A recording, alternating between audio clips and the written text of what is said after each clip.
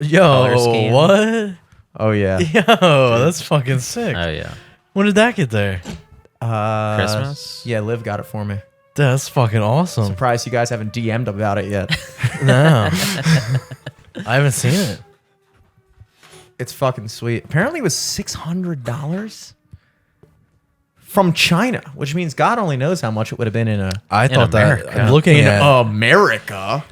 I'm surprised it doesn't have a little wing ding on it somewhere. Yeah, it probably does. They didn't fuck up and put like that ampersand. Could have been a. Could have been a little house or something.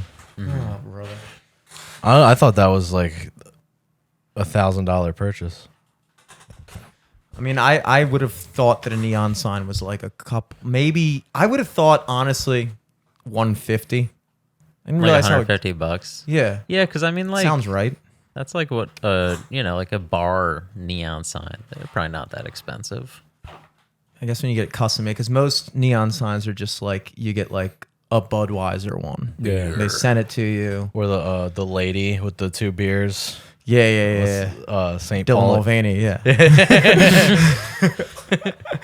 I also like having Vaney in the name of a trans person. It's kind of fun. TBH, I kind of think like I've thought a lot about this Dylan Mulvaney thing. We talked about it before the podcast. I thought a lot about it, and I think that my conclusion is that I feel like if you're not gonna get the operation, you should at least spring for not being named Dylan anymore. Like, you got to do something. Yeah. You know, it's like at a certain point, it's like Isn't Dylan kind of like I feel like that's kind of a neutral name, right? it's not exactly like, I don't know. I don't think I've ever met a girl named Sam. Dylan. yeah, Dylan's a pretty decisively man name. Yeah. And I feel like I kind of need him to commit a little bit more. Her. Her. Is it? Him. Is Her. Dylan Mulvaney even like transgendered or just like a drag queen? Well, that's the I question. got no clue. I think technically, I think this is done purposefully. It's impossible to even talk about this because I don't even know what pronouns to use. I want to say she, but there's something in my. I'm making the point right now that I don't fully. I can't bring myself to do it because it's like you haven't. Aside from like putting on a dress and you haven't gone for it, you know? Like, I need you to go for it, you know? If I'm going to like change my whole ideals about gender and society, I need you to at least not be Dylan anymore. It would be like it would literally be like if I transitioned and my name was still Jimmy. Yeah. It's like, dude, can you not be like Jane or something? You can't. But what if you went with Demetrius? That's a very gender neutral name. That too. is the most masculine name. That's why I got that as the real name. My parents were like, maybe just one day in case he decides. you know? Go back. What if you like hate your body but you love your name? You're like, I'm not a boy, but I am Dylan. It's just not I don't know, man. It's like we were talking about the Bud Light thing, and like I'm proud of myself. And I mean this, I am proud of myself because every now and then I always stop myself and go, hey, are you like, I have such an issue when people like buy into like whatever the narrative is at the moment. And, but the Dylan Mulvaney thing was a thing that I was just kind of like, no, I can totally see that this is like the right-wing equivalent of like the outrage. And I didn't ever really allow myself to go off on that. So you're saying Dylan Mulvaney is the right's George Floyd? It's like not exactly. No, I'm saying Dylan Mulvaney is like I think the right is learning how to use outrage to their advantage.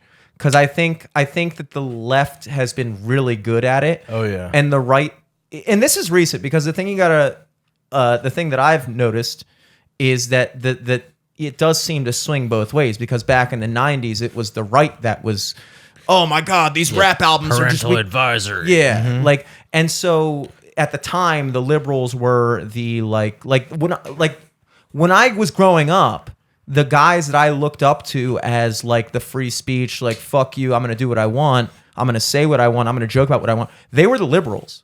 Yeah. And now it's like now it's not that. And so I think for people of our generation, it's kind of like weird because a lot of people who see themselves as liberals are talking about, yeah, you were a liberal. Like in the 90s, I would be a liberal guy.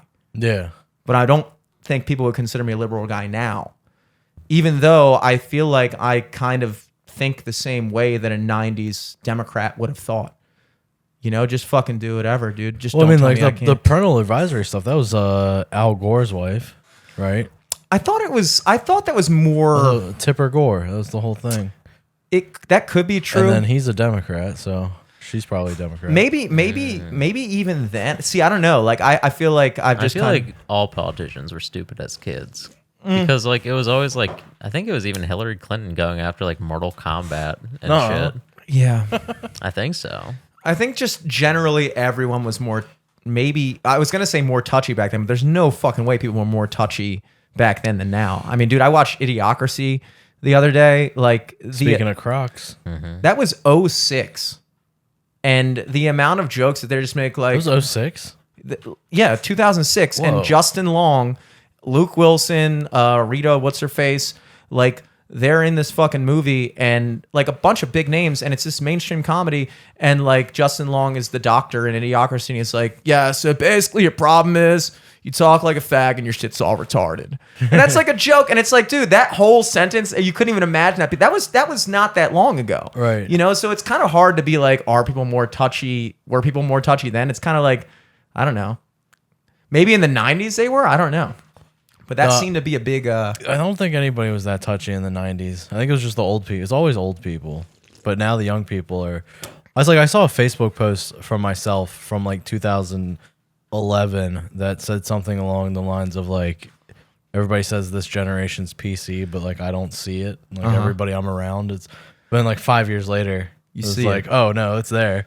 Yeah, and I wonder, do you think it is our generation, or do you think it's the young? I feel like it's our generation. I feel like our generation is the super PC one. Yeah, because I mean, if you look at like these like TikTok kids and like the young YouTubers and shit, they're like wild as fuck. Yeah. It's like all their videos is like, let's get white people to say the N-word and laugh at it, and like It's a natural. It is another example of the pen. I don't like the fact that my generation is like, we're millennials. You're 27, 28. We're both 30. going on 29. So we're millennials. And like our generation is clearly the ones, I always say about millennials, we're the last generation to buy the lie. You know, I think we're the last generation to really believe that like, you got to go to college, you got to do this, you got to do that. Then we're the last generation to believe in the American dream. And Gen Z has this much more kind of like nihilistic, like fuck it, who cares type attitude. And I get embarrassed for the fact that I'm a millennial, because I'm like, damn, that's kind of always, I feel like I relate more to you guys a little bit. Yeah, we you know? started out like that. Maybe that's just a matter of being younger. Maybe just every generation, when you're in your early 20s, teenage years, you're just kind of like, fuck it. Well, But you soften up when you get older. at the same time, I feel like even when we were in like high school and college, like the whole, you gotta go to college, you gotta do that. I feel like that was such a thing even then, you know, where I didn't even feel like I related to people my own age in that. You know, I felt like I was constantly defending my decision To not do it, yeah. to not do it, even when we were kids, you know? So I don't know. I mean, there's a lot that you could say about Gen Z, but they are definitely like, the difference is millennials grew up, we were kids in the 90s when the man was the right. And then we kind of took it as like, okay, so if you want to fight against the man, you have to be like the opposite of that. You have to be like progressive and blah, blah, blah, blah. And the Gen Z kids are growing up in a generation where the man has switched, and it switches all the time. And in this current state, I do think that the man, like the establishment, the established socially acceptable opinions to have, is the left. And so I think they're growing up in that era, and they're going like, they're kind of having that same rebellion against that we had against the right. So it's this weird kind of shift. And I don't know if that's every generation, or if it's every like fucking 20 years or whatever, but I've seen it. And That's like, a generation, isn't it? Yeah, I guess so. That's how you can define a generation, I guess, at that point. By the way, live from the studio, I'm Jimmy Selesky. Merrick Glazer. We're here with our most frequent returning guest. Number one. Came on specifically tonight to juice the numbers back up. Gotta keep. What episode number is this? This is episode 309. It's probably the longest in between episodes I haven't been in. That's true. You haven't. Usually it's like every 10. Well, the thing is, 286 I think was the last one I was on. Yeah. You went Not too long ago. Almost. I think you're maybe March. You were on so often, back in the day. And when I talk about back in the day, I'm talking like a few months ago. You were on so you were on so often that I stopped putting your name as like a feature in the podcast. I third mic. Yeah, it's like it's just him, you know. Yeah, I'm glad to be here for Pride Month. This is your first gay guest. Exactly. I've kissed 2 men this week. So nice. You know, hey, yeah. That's up from last year. I thought you only got one down last year. Yeah, right? I kissed 1 last year. Buddy was black, so that's like at least 4. That's a couple points. Yeah, it's like 4 regular guys, 4 normal guys, 4 normal guys. You kissed 4 normal people. Yeah. Yeah. Dude, I went to a fucking yesterday. I was Bobby Ray's daughter. We all play basketball on Sundays. I didn't want to play yesterday. He brought his daughter, so I took Otis, and I was hanging out with her, and like we went in the woods in Wyman Park, and we're like down at the creek and stuff. And that's when I realized like I can't just be around kids. Like even if my dog's there, like people would like walk by and be like, "Is everything okay down there?" And it's Yeah. Well, also it's probably just because it was a little black girl. like, well, she's half black. What are you doing with that girl down there? I'm 50% concerned right now, sir. Yeah, I'm concerned about her white half, her black half. Whatever. I'm surprised she's even in the water, honestly. But it's probably why she's only up to her waist. Surprised half her isn't sinking currently. Yeah, that's a big issue. Just being an adult, man. I kind of wonder if today I was looking at my body, and I noticed a couple anomalies. Like I noticed like there seems to be this the beginnings of a mole. It's so small that you would never notice, but when you just see like little blemishes. Yeah, it's in like your a skin. pimple, but it don't pop. It never goes away. It's been there for like 2 years at this point. And I've kind of just been keeping my eye on it from time to time and just kind of thinking about how like as you get older, you start like apparently your body always has cancer. And it's just a matter of your immune system just being able to fight it off. And then at some point, the cancer wins. Right. I mean, like when you get older, your immune system goes down. And like at a certain point, just like after trial and error, your body's constantly trying to kill you. Your body's constantly like skin cancer, put it out there, lung cancer. Your body's like, nope, not today, brother. And then one day in your late 60s, your body's just like, all right, let him in. We're done. And I was thinking, I was like, okay, so even if this is like my body just throwing another cancer against the wall, I was like, there's definitely like a hormone that when a woman has a baby, like apparently like the serotonin dose that she gets when like she sees her baby laughing is like comparable to like some of our strongest drugs. Like it's ingrained in your body to like, that's how your body is programmed to just like care about your kids. And I wondered, I was like, is it a thing for men that there is when you've reproduced that your body goes like, all right, we've done our job and now it's just like a matter of just getting out clean, you know? Like I wonder if like my body is like trying to get cancer, but it's like, no, dude, he hasn't had kids yet. Yeah, he hasn't. Yeah, he hasn't done it yet. You know, it's got to be something like that. You know, because I would imagine that a lot of your everything changes. Like, it's not nothing when you become a father. You know, I even my most mundane interactions, the way I talk to people, I feel like would be different if I had a kid.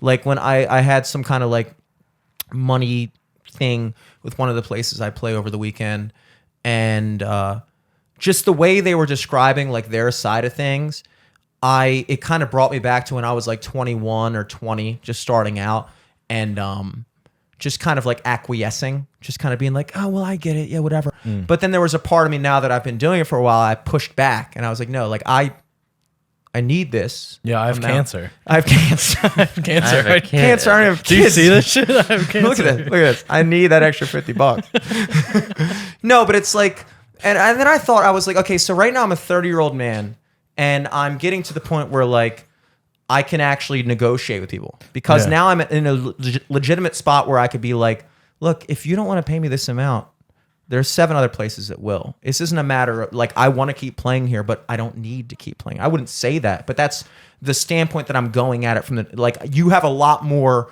freedom to say what's up when you don't need that thing. And then I thought, dude, imagine if I had a kid. Like, if I had a kid, I feel like when it comes to money, I'm like, look, man, I got fucking kids. I got fucking kids. Like, I don't do this for fun. Like, you're asking me to stay an extra hour and saying we'll get you a couple beers. I can't feed my kids with beer. I don't pay my rent with beer. Yeah. I'm not hired to drink. I'm not paid in Miller Lite. You know? And I feel like once you have kids, it's just like you can just fucking say like, hey man, I got kids. Yeah. You know? I can't say that. I'm a 30-year-old man. I'm like, look, man, I live with my brother. I got a brother I got to support. I have a white rapper brother. Do you understand? It's just a weird thing, and I feel like that has to flow into all aspects, or even your body knows. Like dad strength. I think that's a real thing. It's 100% real. I mean, but that also like probably just comes from picking up a kid 27 times a day or whatever the fuck. Yeah, perhaps. But maybe. But also, like, I mean, after that goes away, like, that's like muscle retention. Like, if you work out and then you stop working out for like 6 months, you lose that muscle. But dads keep that dad strength forever. Like, my dad is still as strong as he was when he was picking me up all the time. Dads keep the dad strength. I think that's another thing. I think dads keep dad strength until, like, eventually you're gonna be able to beat your dad's ass. But I think that God planned it so that you're not able to beat your dad's ass until you're kind of straightened out a little bit. Yeah. Like, I think there's a reason why most dads could still beat their 18-year-old son's ass. Because you would think about it, you're like, that's a senior in high school, like he's hit puberty, like blah, blah, blah. But like, I would wager that if you were to put 90% of dads against their 18-year-old son, 90% of dads are winning that fight. Now, I knew a couple of kids growing up that wasn't the case. They also kind of flew off the handle. Yeah, you get some anomalies. Yeah. But I think that the programming is like, you gotta, and it's also the same thing. It's like, even with when I moved back with my parents when I was 26 for a bit, I did like a 7-month bit at my mom's basement after I was broken up with, and just the vibe of being in the house, talking to my dad felt so unnatural. Yeah. It felt so strange to have him yelling at me when I was also a man, but you still have that baseline like deference to your father, where like I still like I was still his son, so I still had to like kind of be the bitch. Like there's no other person that I would allow to talk to me like that without being like, what the fuck, dude? And like, it just felt wrong. And it's like, oh, this is your body. Like these things, like society, like moving out at a certain age, like that's already kind of ingrained in you. I feel like your body just instinctively, you're like, dude, like there's a certain point when you can handle somebody yelling at you. That's another man. And at a certain point, your body goes, no, dude, you have to now be the guy yelling at people. We're passing the baton. You have to go emotionally abuse a child for 18 years now. This is your job now, you know? Yeah. I can't wait to have a kid. I think it'll be fun. I used to be terrified of it. And now I think that I'm kind of, there was a time in my life when if the girl that I was intimate with told me she was pregnant, I would have been horrified. I think I would be horrified now, but there's almost like this other thing that's weighing on me where it's like, okay, dude, like you're a little too old to be horrified at the prospect of having a kid.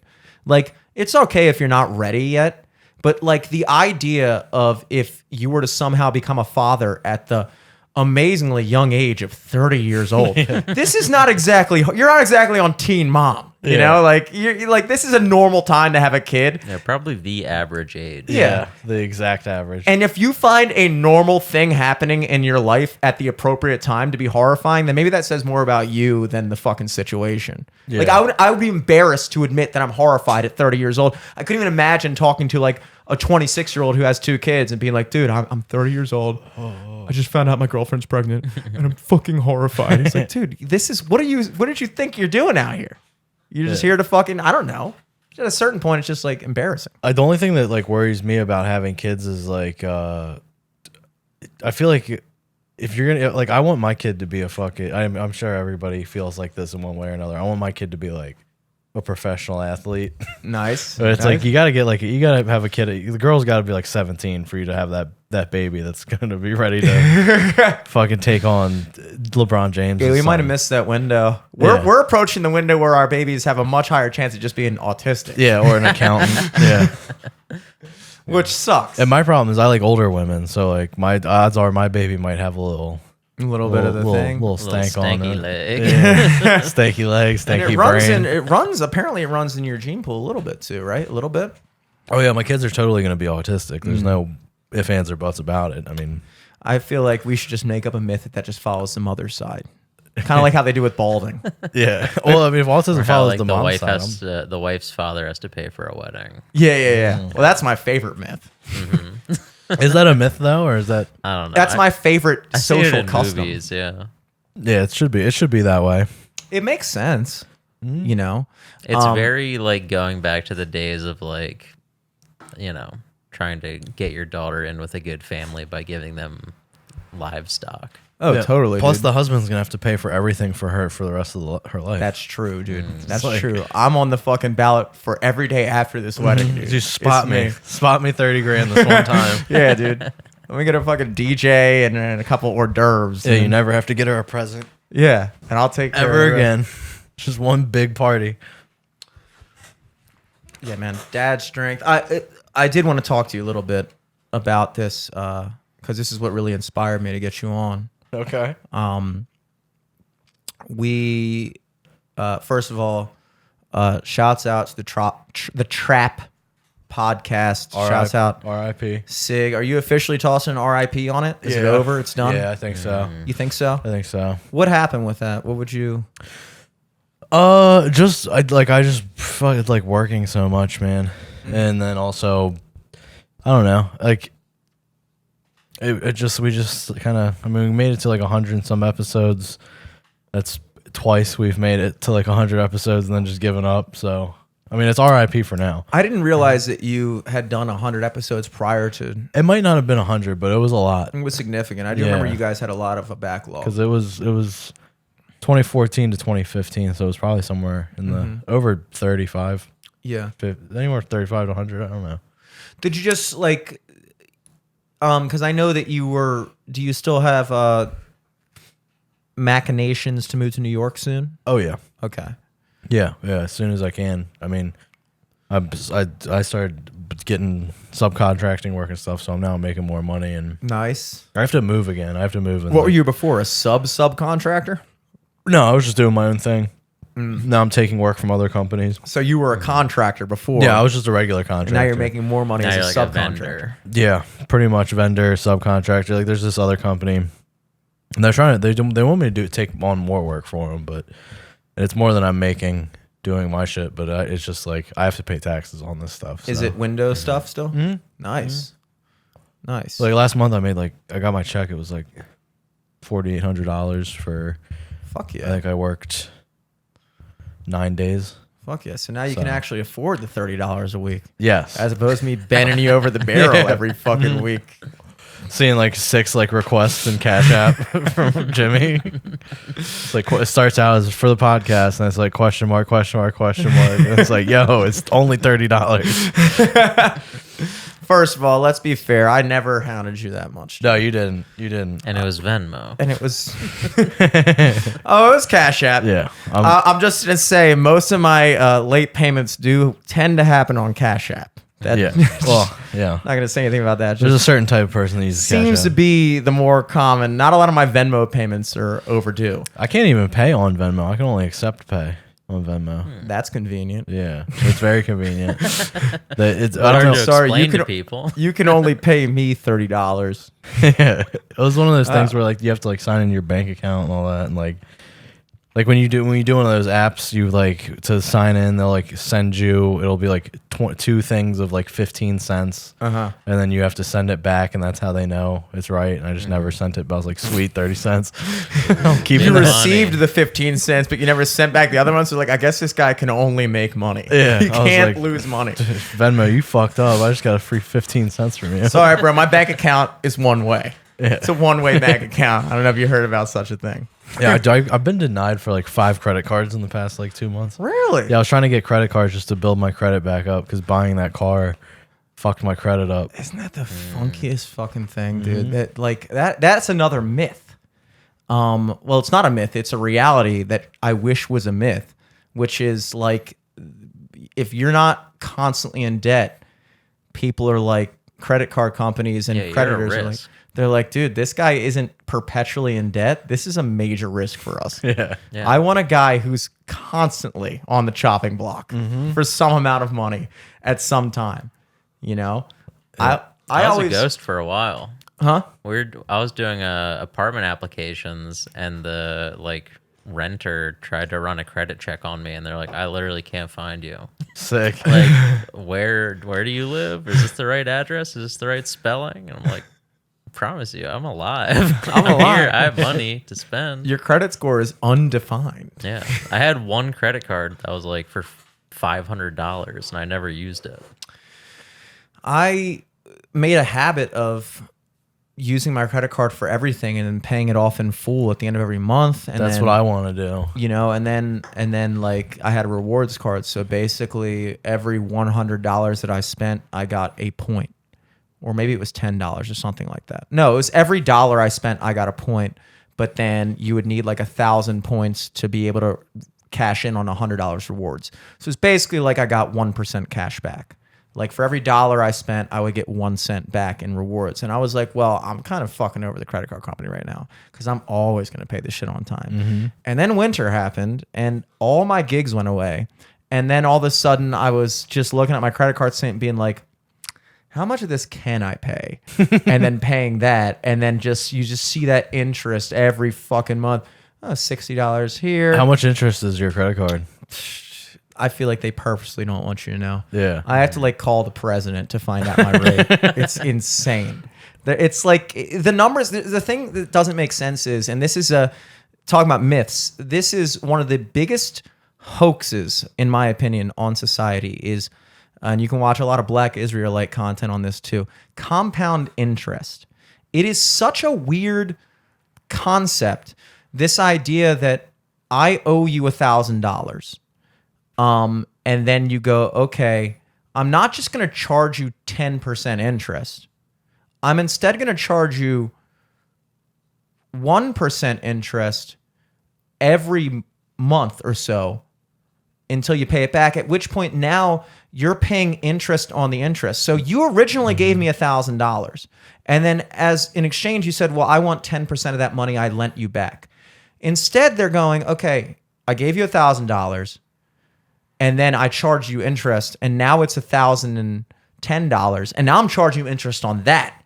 And then that's $1,021, and now I'm charging you interest on that. And now I'm paying interest on interest. Yeah, It money doesn't that's not even real. It's not even real. This is just I'm paying interest on the money that you said I owe you. When all you really gave me was $1,000. You didn't give me 1,010.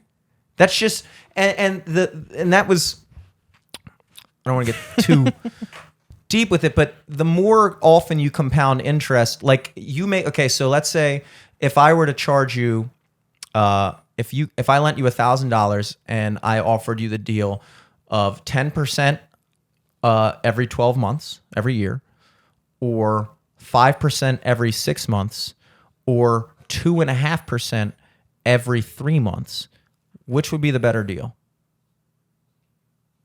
I don't know, 2.5% every 3 months, right? No, because the reality is that if I am charging you 10% interest every 12 months, that's 10% on the original amount.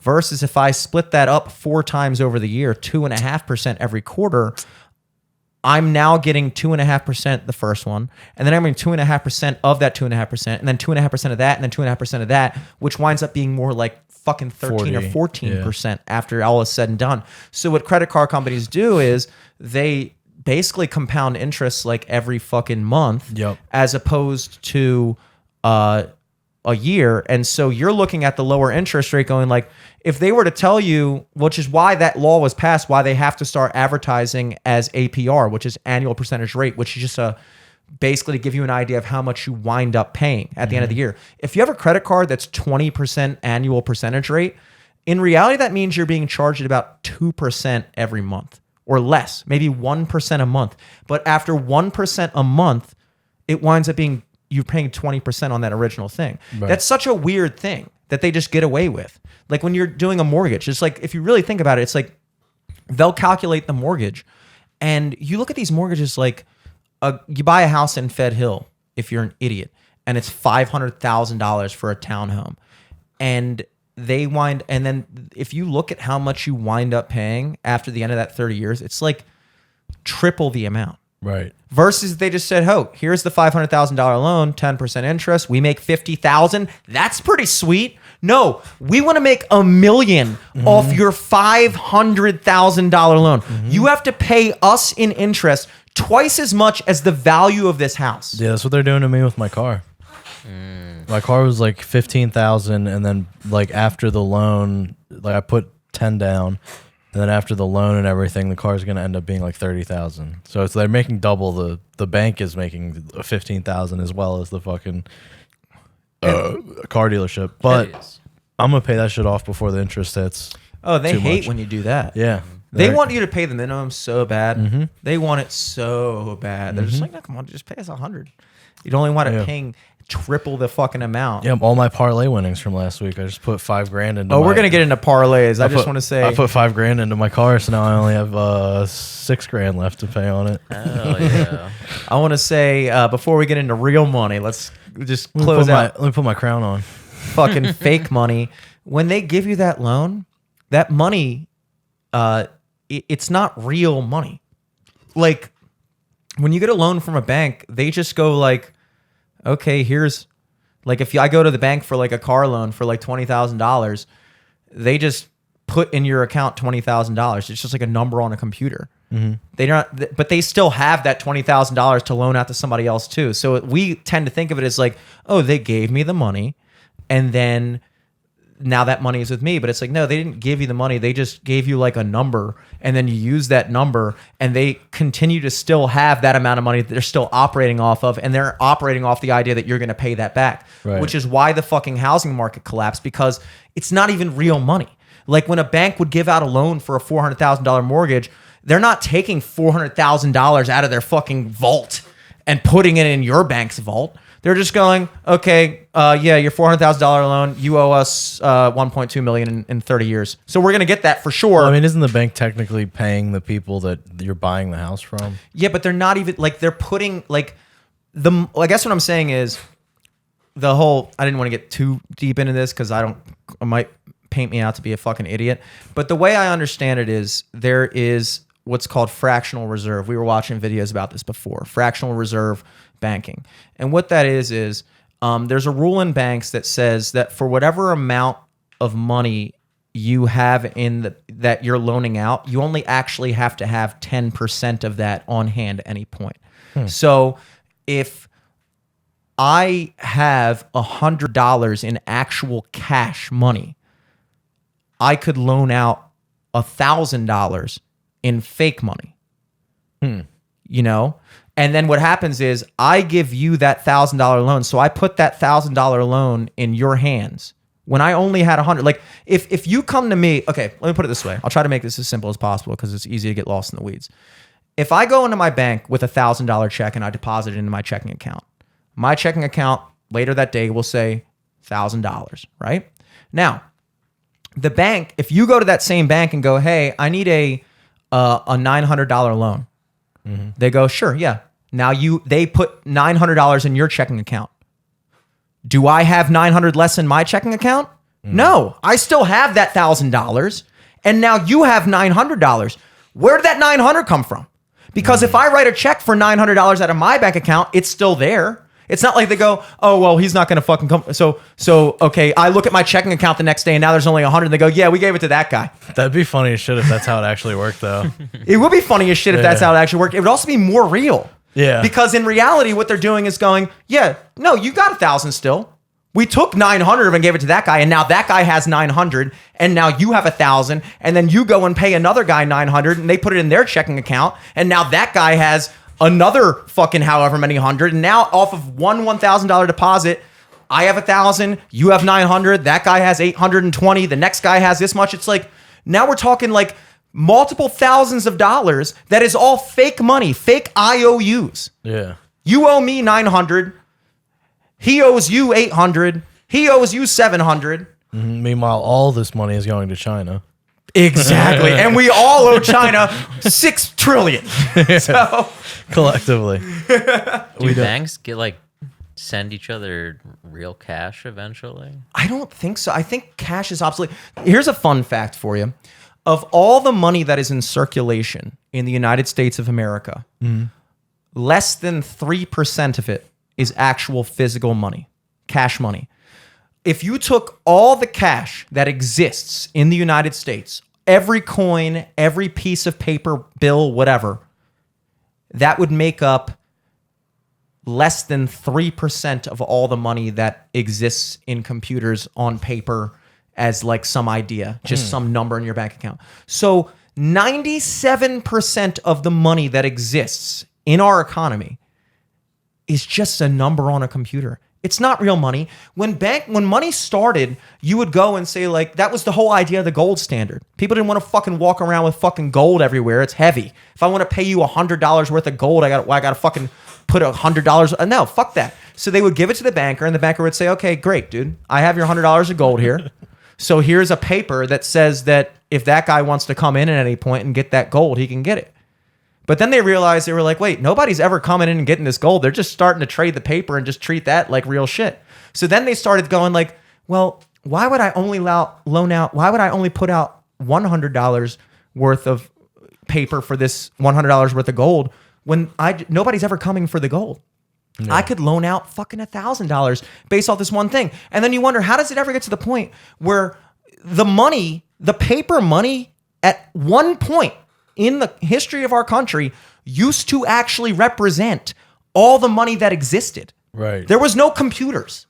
It was just, if you had coins and paper bills, that was it. There was no computer in 1870. Yeah, that's why it was illegal to burn money and all that Exactly. shit. Now you're talking about, oh, inflation, blah, blah, blah. Yeah, of course we're talking about inflation. Of course a cheeseburger has gone up fucking 20 times what it was 100 years ago, because that money that we had 100 years ago only represents 3% of the money that we've made up out of fucking thin air now.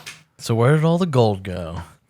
And I don't know. It's hard not to get off your rocker with that conspiracy, because it's not a conspiracy. That's literally the truth. Mm-hmm. Now the question is there a better way to do it? I don't know. Would it be better if I put $1,000 in my bank and then you got a loan for $900 from that bank, and then I went to go write a check for $200? Like, sorry, dude, you only have 100. We gave 900 to that guy. He's paying it back, but we only have $100 right now. So that would suck too. But it would only suck because then the banks would, if the bank's whole job was just, you give us your money, we'll protect it for you, then you could do that. Then you would just, maybe you'd pay them maybe you'd pay them interest. Maybe you'd pay them a fee for protecting your money. Like, hey, here's $1,000. I'll give you 1% a month for just keeping it safe, because I don't want to keep it in my fucking dresser or on my mattress and get it stolen. Well, they like used to do that with there was banks that were like that, where like you had to have a certain amount in the bank account or they took money out of it. Yeah, well, I think even most adult checking accounts still accrue like a fee or something like that. Yeah, I started my bank account when I was in college, and they had this thing that's like There's no fees and no overdraft charges or anything like that. Yeah, that's what I have. That's what most losers have, and that's just called the free checking account. You know, and then you just put money in there, and there's like, whatever, dude. This is never gonna get to quadruple digits. This is your mom brought you in to start you a bank account. Yeah, 10 years ago, and you haven't done anything since then. Baby's first bank account. Yeah, exactly. But it's like, so it's like, is it better that way? Well, I don't know. Is it like it's better for us to know that that money actually exists? Because what happens when every fucking 20 years, it seems like now, like most recently in '08, you have this whole financial collapse and you're like, well, how did that happen? That's because when you create tens of thousands of dollars of fake money for every $1,000 of real money, and it's all based on the promise that eventually that guy's going to pay you, who's going to pay him, who's going to pay him, who's going to pay me.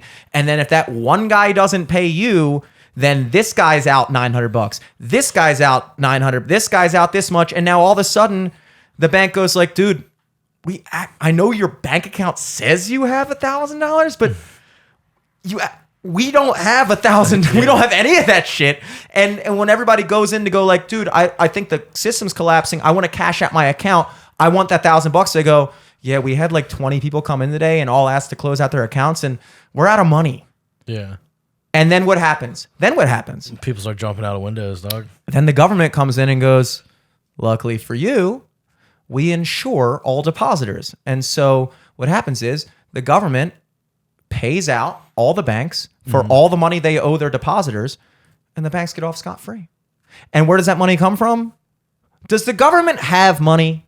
No. The government's money is your money. And the inflation goes up. So they come to you, essentially, and say, hey, tax-paying American, we hear you couldn't get that money out of your account.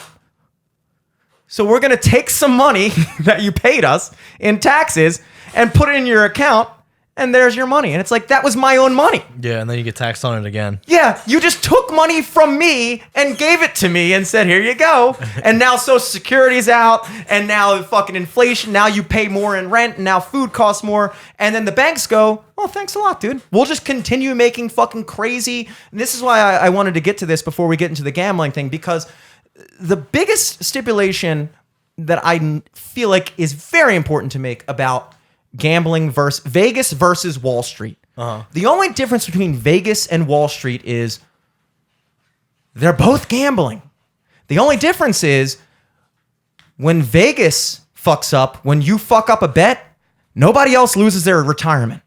Yeah. That's the difference. All those motherfuckers on Wall Street, their entire job, all you see is them walking around with their suits and ties and their cool slick back hair, American Psycho, nice apartments, nice shoes. Sweet walking business card. All they're doing every fucking day is speculating. They're not even investing in the stock at a certain point. They're just investing whether it's going to go up or down. They're betting the same way you're going to bet the Ravens are going to win or lose. You saw that whole GameStop thing, shorting GameStop. Those motherfuckers put millions of dollars in betting that GameStop was going to fail. That wasn't an example of money coming in, investing in a business to help the business. That was actually an example of money coming in, hoping that it would fail. And then when people actually started buying GameStop stock and the price went up, billions of dollars were lost because all these motherfuckers had put in bets that it was gonna fail. And so they completely screwed over Wall Street by going like, you know, it'd be funny is if we actually just started buying GameStop stocks. It's a hard one. They are all betting that the price is going to go down, but if we start buying the stock, then the price is going to go up, which means that everyone that bet the price is going to go down is going to lose that bet, and they're going to owe all this money. Yeah. And so they did that, and then what happened? Conveniently, all the stock traders suspended trading. We're the ones supposed to be making money. You're not. What are you doing? You're not supposed. Only we're supposed to be manipulating the financial markets for our own gain. But the second you used information to try to counteract all of our billions of dollars of bets that we were going to make and get away with, actually now time out. That's exactly what happened in fucking 2008. Dude, yeah, we knew that you weren't going to pay back the mortgage. That's why we sold the mortgage to another bank. We told the other bank, we said, look, I got this fucking $400,000 mortgage. I charge them 30 years. What did we discuss earlier? He owes me triple that amount of money. He owes me $1.2 million. I'll tell you what, I'll give it to you for $1 million. That's a $200,000 profit. Other bank buys goes, hell yeah, man, I'm going to get fucking $1 million. Then that guy never pays.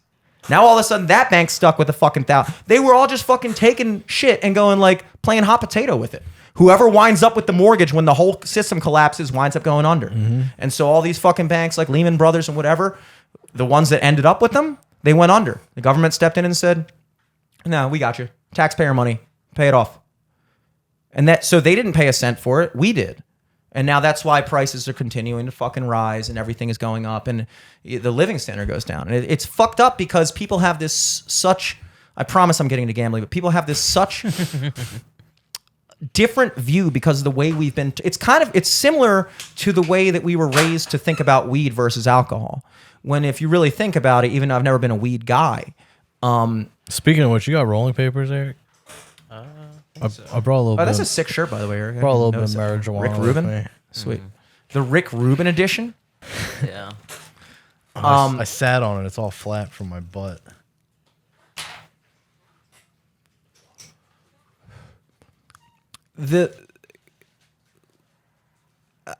It's similar to the weed thing because we grew up not quite understanding that, yes, I do, like, yeah, weed and alcohol, if anything, you make the argument that alcohol is more dangerous than weed. Now, For sure, you can end up on the railroad tracks. you could. Now, I've never been a weed guy. I've always been more of a drinker, but I still accept that. I still get it. Like I think that in an effort to try to get weed legal, we kind of oversold weed a little bit to the point where we were trying to make it like, actually, there's nothing bad about it. Actually, you can never get addicted. Even if you smoke all day, every day, that's not addiction. That's just like you're chilling. That's just what you want to do. Versus if you did anything else, if I drank 3 beers or 5 beers every day, I'd be a fucking alcoholic. But if you smoke fucking 5 joints every day, that's nothing. It's just weed is perfect. It cures cancer. Smoke like an ounce of weed and be like, yeah, I'm medicating myself. Exactly. But like, you can't pop like 30 Percocets a day and be like, I'm medicating myself. Yeah. So we kind of overcompensated. The pendulum swung the other way, where I just got so annoyed with the whole weed propaganda, pro-weed propaganda, that I almost started to go like, you know what? Fuck it. Now I don't even want it to be legal because you guys are so fucking annoying. Like, I want it to be legal on principle because I want it to be legal on principle because I don't think that the government has any place. I don't think another adult has any place to tell me what I can and can't do unless it's harming someone else. That's why I make the same argument for cocaine and heroin and all those other drugs. Because it's like, you know what? Why are you putting me in jail for just doing something to myself? Like, what am I getting sent to the principal's office? Fuck you. Yeah. So, especially with weed, it's like, whatever. But then there was a part of me that, like, when I would see people get all fucking uppity about it, I was like, you know what? Now I just kind of want weed to be illegal just because fuck you. You're annoying. And you're lying too. You're lying in the opposite direction to try to justify it. It's like, dude, first of all, if you can't figure out how to get and smoke weed illegally without going to fucking jail, you got bigger fucking issues. You know? It's like weed has been illegal as long as I can fucking remember. And I've smoked weed several fucking times, countless times, which, you know, I can't count them. That's a lot. It's probably over 100. I don't even consider myself a smoker. I've probably smoked over 100 different occasions, maybe. Am I going to fucking jail? You got to be some kind of fucking idiot sometimes to do that shit. Unless you're like really fucking, once you get into the dealing and shit, it's like if you're just a casual smoker, it's like, what are you, smoking out front of a fucking police station? Yeah, and also in middle school? Even if you're selling weed, it's hard to get arrested. Like, you got to be really fucking dumb. So it's like, you know, even if it legal or illegal, like, you know, Coke's illegal. I could get Coke right now, Yeah. you know? But Me too. Probably from the same guy. but it's, yeah.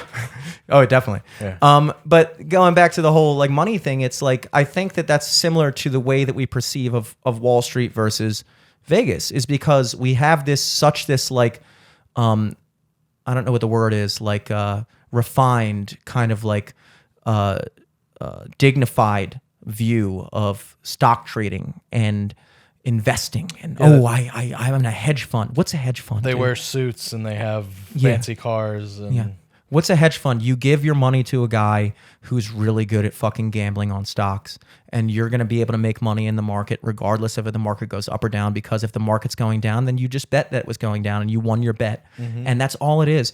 And then we look at sports gambling and we're like, well, that's degenerate shit. And for the most part, it is. For the most part, sports gambling is degenerate shit. It is. But also, for the most part, so is stock trading. It really is. I mean, most people, they go there. What are you doing? What is the average person doing when they put money in Apple? Oh man, I just downloaded E-Trade. I'm gonna fucking buy Apple. Why? Because you're gambling that the price is gonna go up. That's all you're doing. You're not fucking sitting there and putting any more fucking research into like new technological developments in Indonesia and microchips. You're not doing any of that. You're doing it the same way the fucking guy who looks, the Ravens are playing the Steelers this weekend and goes, man, I feel like we're easily smacking the Steelers this year. That's all it is. But yet we look at it completely fucking differently. And a sports gambler might actually spend more time than a Wall Street guy looking into what they're betting on. 100%. I know I do. Well, that's seamless transition into Matt. Have you been using Jimmy's gambling methods? Is this No, I use my own methods. He's been using his own. Okay. He's actually been using the opposite of the polar opposite of my gambling method. And surprisingly doing way better, apparently, according to his false claims. It's not a false claim. Everything Jimmy says about gambling, he keeps saying parlays are for the poor man. And this, I don't know. I'm not exactly sure what your theory is. So you just bet on single games? Like, well, how do you do it? My whole strategy is based off of the idea that someone makes money in gambling. Okay. And the way you make money in gambling, if you go to a casino, the simplest example would be a roulette table. Now, when you go to the roulette table, that's when you're just going red, black, betting on a number, whatever. That's the easiest game. It's the easiest to comprehend. When you bet on red or black, it's a 50-50 bet, supposedly, which means that in order to break even, you would have to get paid whatever you put down. If you're winning half the time and losing half the time, if I'm putting $10 chip on red every time, and red is going to hit half the time, and black's going to hit the other half, then if I'm getting paid out double what I make every bet, then I should break even, right? So like I put 10 on red, I win 10, now I got 20. I put 10 on red, it hits black, I lost 10, I've broken even. Because statistically, just like a coin flip, if you're betting on heads every time, it should hit every 50% and lose 50%, so you should break even. Here's the kicker, though. When you go to a casino roulette table, it's not just red and black ones. There's two mystery squares, 00 and 0, both green. They're neither red nor black. So you have, I don't know the exact number, but you have something like 38 reds, 38 blacks, and 2 greens. So over the course of time, the vast majority of time, if it lands on a number, it's going to land on red or black, but not exactly 50%. Because if there's 38 reds, 38 blacks, that means there's 76 red and blacks, but there's also 2 greens, which are neither, which means that every 2 out of 76 times that you roll, red and black lose. So when you put down for that 50-50 bet, it's not a 50-50 bet. You're getting paid out like it's a 50-50 bet, but you're really taking like a 48-52 bet. That number seems insignificant. It's a 2% difference. But when you have thousands of people rolling millions of dollars every day in a big casino, millions and millions of dollars getting thrown on that table, that 2% edge is how casinos make their money. And it's all based off of probability.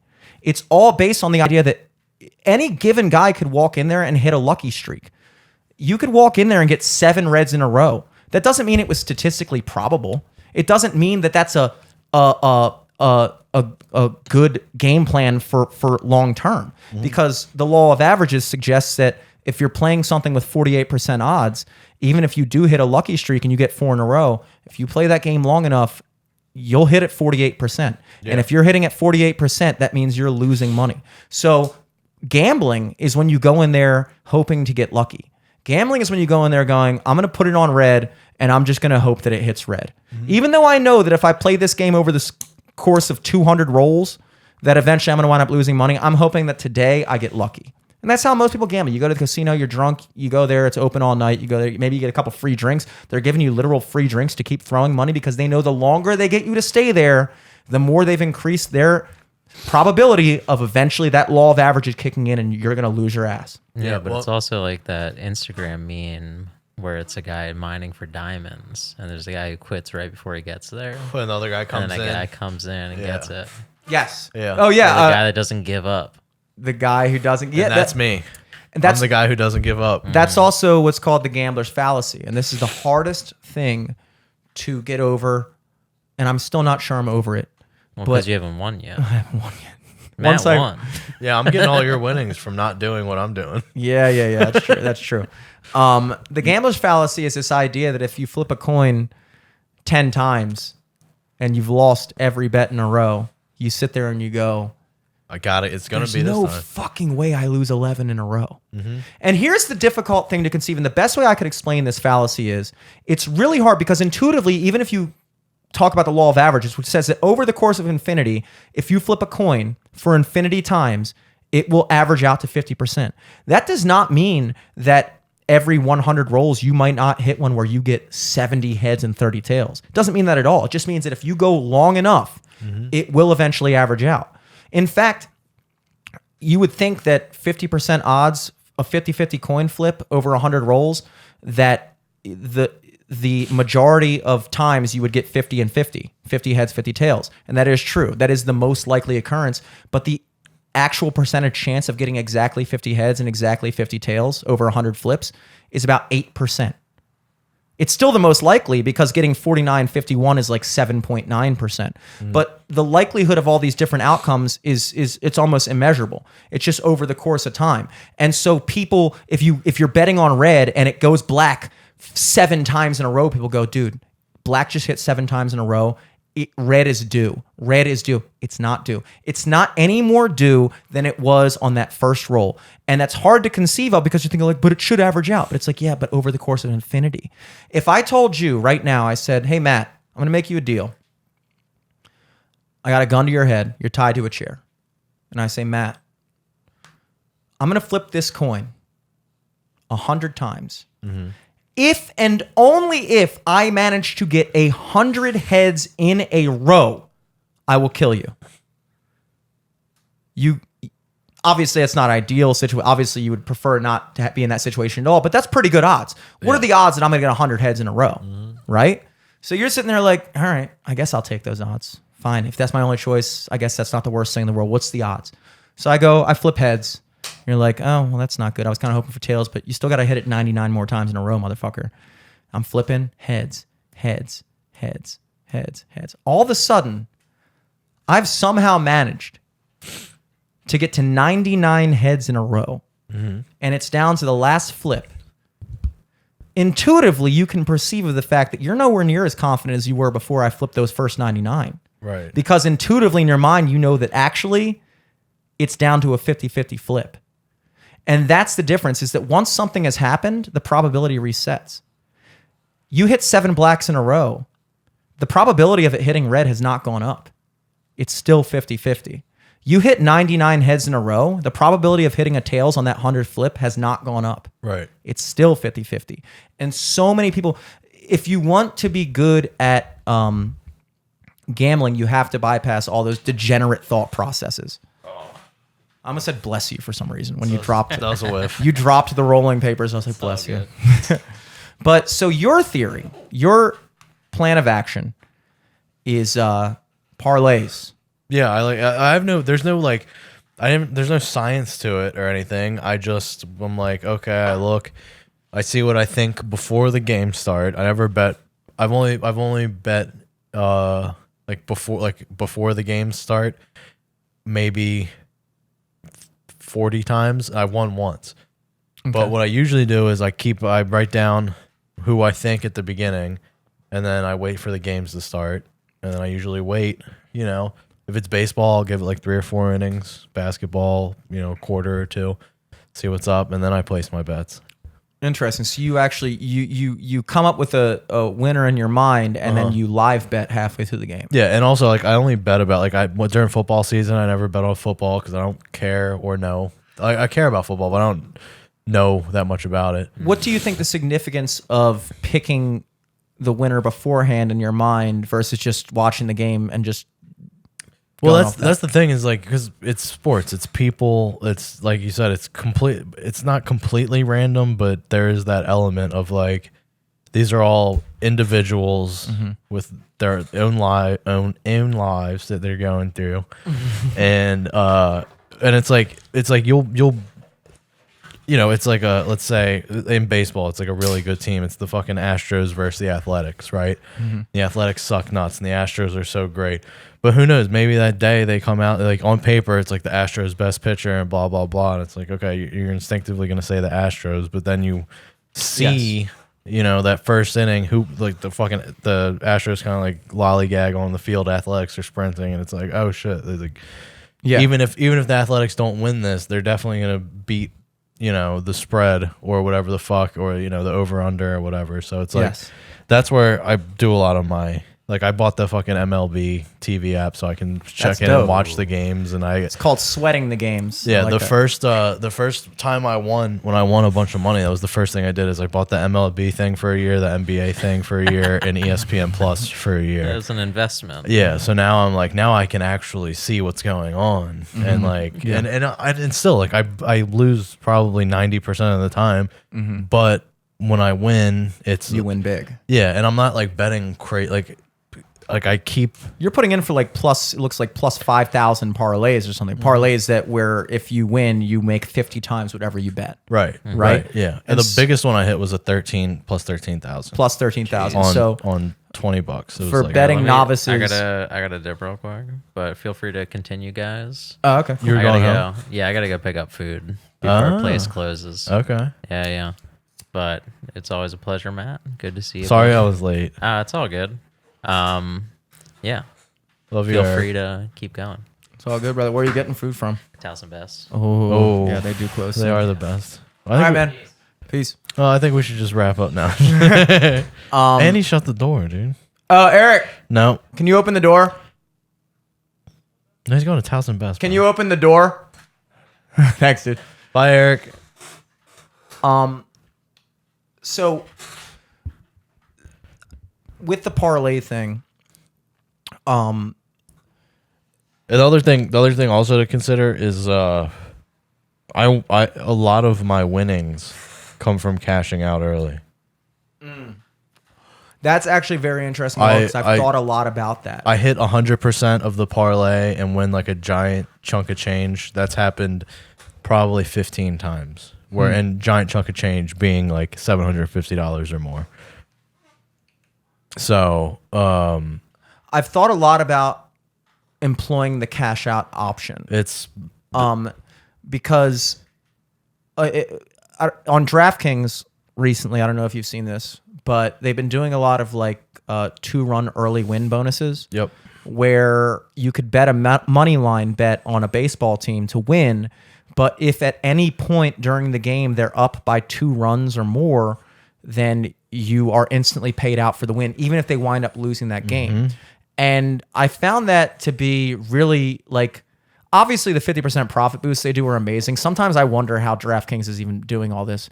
But the 2-run early win thing, because it's if you factor in the probability that your team's going to win, plus the probability that even if they don't win, that at some point they might have a 2 or more run lead, then in my mind, I haven't done the math on this because I wouldn't even know where to begin. All right, I guess I would know where to begin, but I'm not willing to put in that. That's a lot of numbers you'd have to fucking punch in for that. You'd have to be not just scanning over results of games. You'd be trying to figure out what percentage of teams that are up by 2 at any point in the game still wind up winning. It would be a lot of math over it'd be thousands of games.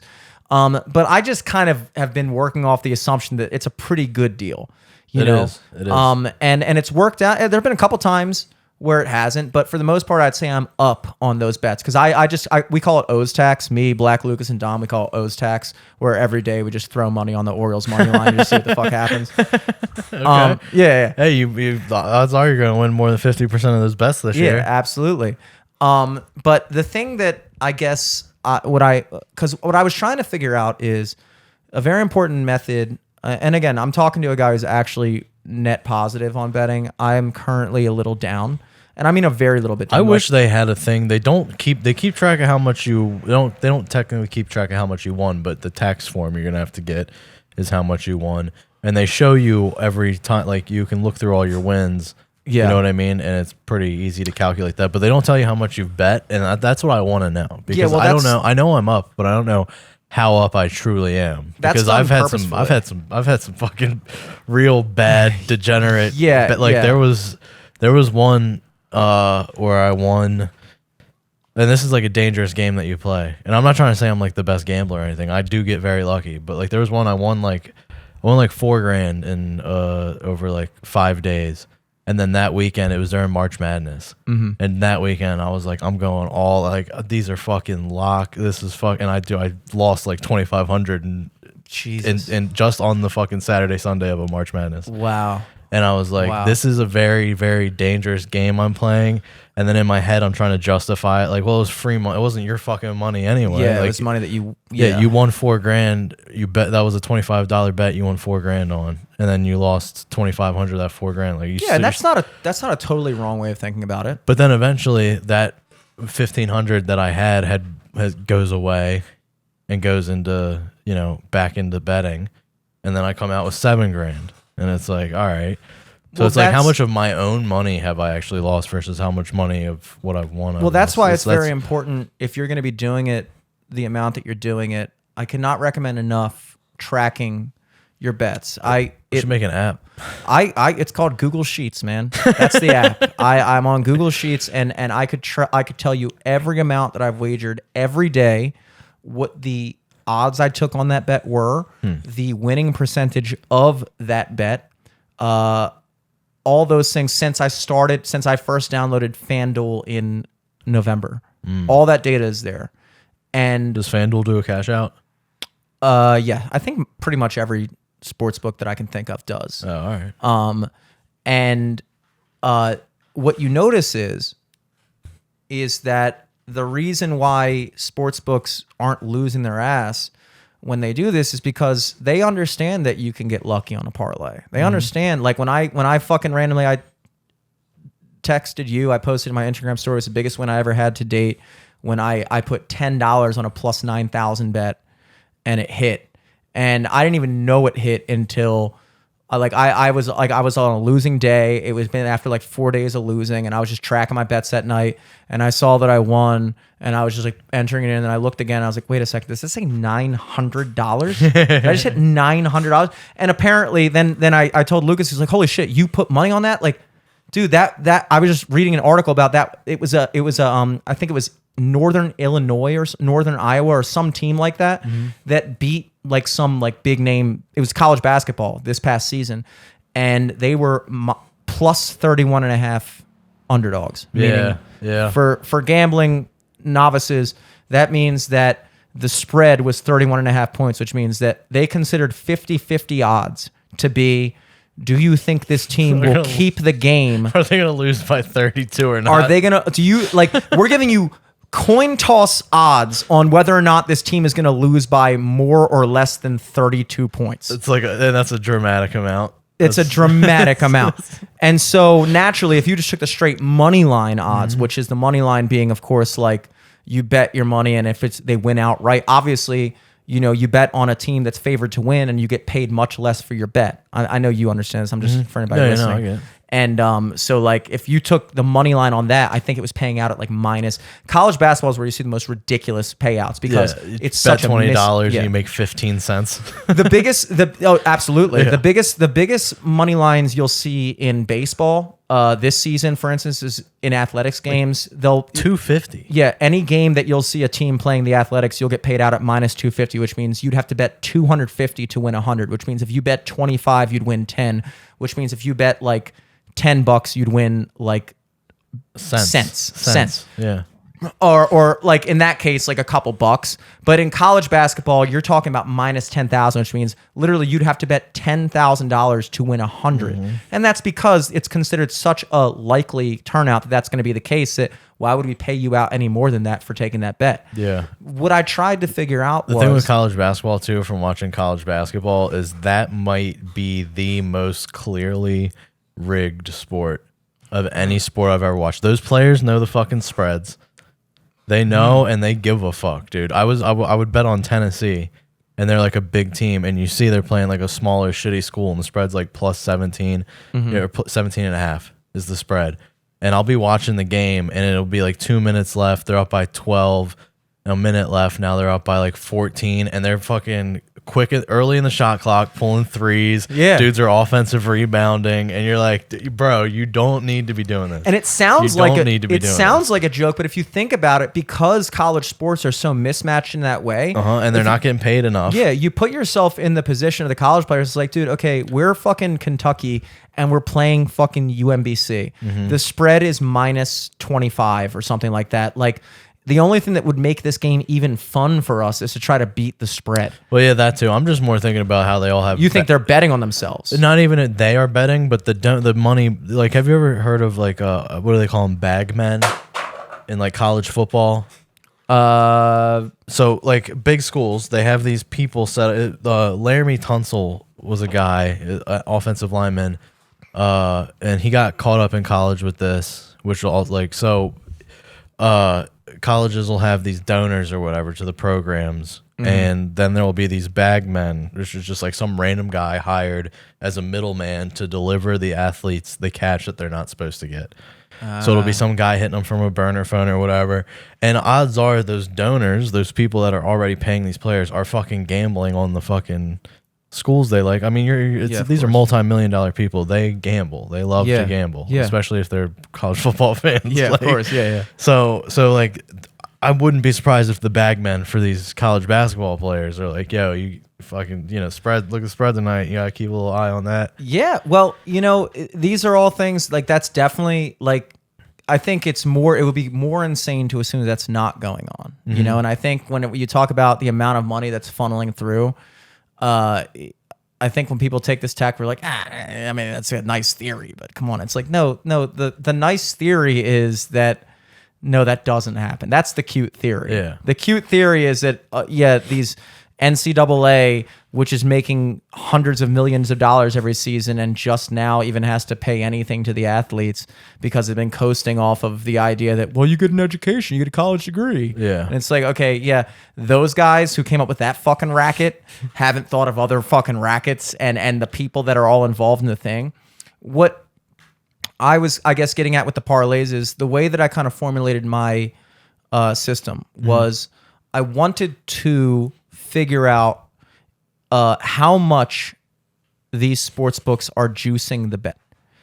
And what I mean is the easiest way to think about it is spreads and over-unders. Spreads and over-unders are considered to be, for better or worse, 50-50 bets. So basically when you take a spread, you're going, okay, basically the sports book puts out a number and goes, okay, Ravens are playing the Chiefs this week. If it's last season, the Chiefs are probably favored. So it's like, if you just went straight up and went, oh, let's, who do you think's going to win? Most people would say the Chiefs. And so what they instead do to make it interesting is they go, well, how about we give you a spread? And the spread is the amount of points that the Chiefs have to win by. And they try to structure that point line at a point where they would consider it a 50-50 odds. So if you said it's Chiefs minus 3.5, that means that Vegas, I'm using Vegas as a blanket term for the sports books, has determined that based off of all the analytics that they have, they would determine that if the Chiefs and Ravens this season played 100 times and the Ravens started off with 3.5 points at the beginning of every game, that the Ravens would win 50% of those games. And so at that point, then now you know that to the best of my whole system is based off the idea that someone else is doing the analytics, because Vegas, the only way sports books are making money is off of putting out these lines to be accurate. If they put out a line that's completely fucked, they're fucked. So there's so many people called odds makers, handicappers, that go into saying, look, Ravens plus 3.5. That's a 50-50 bet. And then what happens is you get paid out not double your bet. It's 50% of winning that bet, but you get paid out minus 110, which means that if you win, If you bet $11 and you win $10. If you lose all 11. So if you think about it, if you're winning that bet 50% of the time, if 50% of the time you're winning 10 and the other 50% of the time you're losing 11, over the course of time you're losing money. Right. Over the course of 100 bets, if you've won 10 50 times and you've lost 11 50 times, you've lost $50.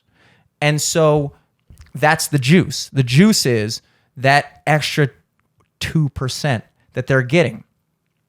I was trying to figure out how much does that juice increase depending on the bet. So then I would do a parlay. I would take a spread that was a spread, and then I would parlay it with an over-under from a different game. Both of these, the over-under is the same thing. It's just, do you think the total score is going to be over this amount or under this amount? And they have to structure that line in the same method. 50% chance that the Ravens and Chiefs are going to combine for more than 38 points or less than 38 points. So those are both what Vegas has determined to be a 50% bet. And I parlay them together. So I know that when Vegas determines one 50-50 bet, 50% odds of winning that bet, they juice it at about 2%. What if I parlayed two 50% bets together? Now, the odds of winning two 50% bets would be 25%, right? Mm-hmm. So you would think that the parlay payout for that would be so that, to break even, if you're winning one out of every four bets you make, one out of every four parlays you make, you would have to win one for every three you lose, right? And so the amount of payment would have to be, if I bet $10, I would have to win. If I lost $10 3 out of 4 times, I would have to win $10 or $30 once, and that would be break even. Mm-hmm. What they're actually paying you when you win that is more akin to about $24 or something like that, or $25. So actually, you're looking at it, you're going, oh shit, dude, if I bet $10, I can win $25. But the actual odds of winning that are 25%. Yeah. And if you're winning one in every 4 times you place that bet, you're winning $25 for every 3 times you lose 10. You're still losing, right? And so even with the big parlays plus 10,000, you might be throwing in a bet, and plus 10,000, that's like maybe, I don't know, 1 in 111% chance of winning. 1 in 111 or something, something like that. People mistake the fact that they hit big once for the fact of how much money have you lost betting that. And the reality is in your situation, I would wager to say, I don't know how much you're betting. But $20. That's $20. But my usual, the most I'm going to bet on a single bet is like $25. But you don't have any. Do you have any? I'll do like $40 a day. Maybe You're up though. Do you know for a fact that you're up? I've got to be up. I mean, just off of my bank account and and like just I've been my bills have been paid, my debts are trimmed. Like you got to be up. There's no way I can't be up. Yeah, like you know what I mean.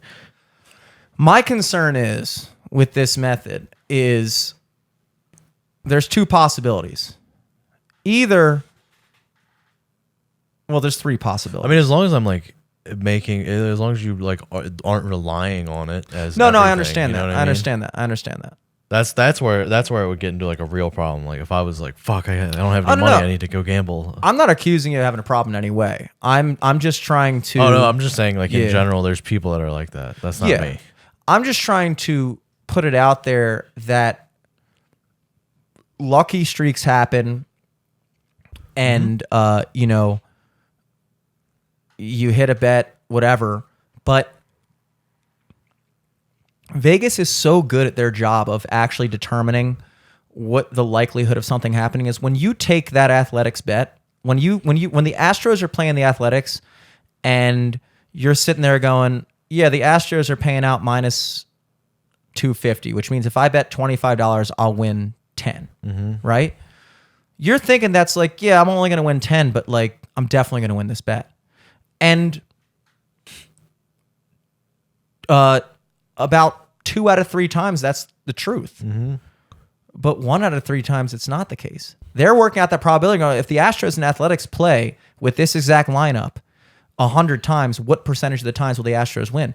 And maybe the Astros will win 75% of that time. But there are nights when you don't. Yeah. So for every 3 nights that you win your fucking measly little payout with the minus bet, there's that one night where you lost your whole fucking bankroll, you know? Yeah. And that's the reality is that it's the old Marshawn Lynch adage that I'm gonna get got, but I'm gonna get mine more than I get got. and that's I love that. I'll get got little by little, but when I get mine, it's Yeah. gonna be like you're gonna feel that shit, and Yes. it's all there's no actual like foolproof way to do any type of gambling unless it's like blackjack or something where you're counting cards and cheat the system. Well, I mean, to me, I would argue that you like how I hit that hard G there? Argue. Mm-hmm. I would argue that there's no way to like destroy the system, but there is a way to win in the system because people do it. And it's the same. I find myself now in this phase of my life contending with the same level of like doubt and like just kind of like side eyes from people when I explain to them what I'm trying to do with gambling. The same way that they would look at me when I would tell them I wanted to be a professional musician. And that's because to the average person, the idea of being a professional musician is, I guess in some way they either look at it like this luck thing or they look at it as there's just certain people who are just supposed to be famous and we're not any of those people. Right. You know, like there's special people, Bruno Mars, Adam Levine, Doja Cat, they're just Beyonce. They're just special people with this immense amount of talent that just is incomparable. And you'll never see a guy anywhere in your life that isn't world famous that has that same amount of talent or more. You'll never see that. And so they look at it as like, if you're going to try to do that, then it's like an all or nothing type of thing where it's like, you're either going to like fucking luck out and get discovered and hit it big, or you're just going to go broke trying. Right. And the reality is it's not the case. The reality is it's like, no, there are ways to play music for a living and make a living, you know? Yeah. And It's not $2 million, but it's 75,000. Exactly. It's comfortable. Exactly. And so with gambling, I think they kind of take the same tact where they're like, well, you know, gambling's just like okay, so is every World Series of Poker winner, is that just the luckiest guy in the world competition? Is that what it really is? Just the luckiest guy in the world competition. Might as well just make it a Russian roulette. That would be fucking sick. Yeah. Clearly, that's not the case. Yeah. Clearly, when you look at people who are professional gamblers, you're not dealing with just people who are just lucky. You're dealing with people who have figured out how to win within that system. And the fact that there are professional gamblers, professional sports gamblers, professional blackjack players, professional poker players, means that there is such thing as winning, because the house doesn't care if you win as long as more people lose. And so all you have to do is be on the opposite side of that fucking bar. Right. All you have to do is not be one of the people that lose, because the house is if you win and 3 other guys lose, carry on. Yeah. We won, you won, and those 3 guys lost their ass. It's great. So this idea that everyone loses gambling is not the case. Most people lose gambling. Right. Because most people gamble as either a hobby or just, oh man, I'm telling you, bro, Lamar's going to score 3 touchdowns. That's most people. Yeah. But there is a way, in my opinion, and not even my opinion, clearly there is a way, because there are people who do it, to do that. And now my system perhaps might not be proven, and that's why I'm trialing it. But man, all this is making me want to check the parlay I got. oh yeah, true. Well, check the parlay. Read off your picks while I take a piss. I just did a single game thing. Yeah, take your piss. I just did a single game for the NBA Finals today. No, it's all good. I got it. Yeah, it's. Look, this is Matty the Jew here. It's time for Matty the Jew's single game pick. It's not looking good. But if you're listening to this and you want gambling advice, everything Jimmy just said is all well and good, but dude, it's just like everything else. It is random. Everything's random. The chance that I become an actual making $250,000 a year comedian, it's up to the fucking invisible hand. And I'm not talking about the economic one. I'm talking about the invisible hand of Jesus Christ, the Lord and Savior, the one true Lord and Savior. He's the one that's blessed me with all these winnings, and he's the one that's going to bless me and you potentially. All I'm saying is if you're going to gamble, believe in Jesus Christ, because it's the only way. I mean, Jesus Christ could come in and block that kick. You never know. You would never see it, you know? So, yeah, that's Jimmy's back now. I was just telling the people that the only real way to be a true gambler and to win is to believe in Jesus Christ. He's the invisible hand of the sports book. This is true. Yeah. This is true. But yeah, all that aside, dude, congratulations on your winning, because it's got to be fun when you see that fucking $5K hit your bank account, especially if you have no idea that you lost $5,500 in the process. Yeah. That's got to be even more fun. Well, I mean, I know, but like there's times where so there was one I won, and then this happens all the time too. Every time I win, some life shit happens, and all the money I just won goes straight back into life. Where I won on the Super Bowl and stuff, got in a car accident, I had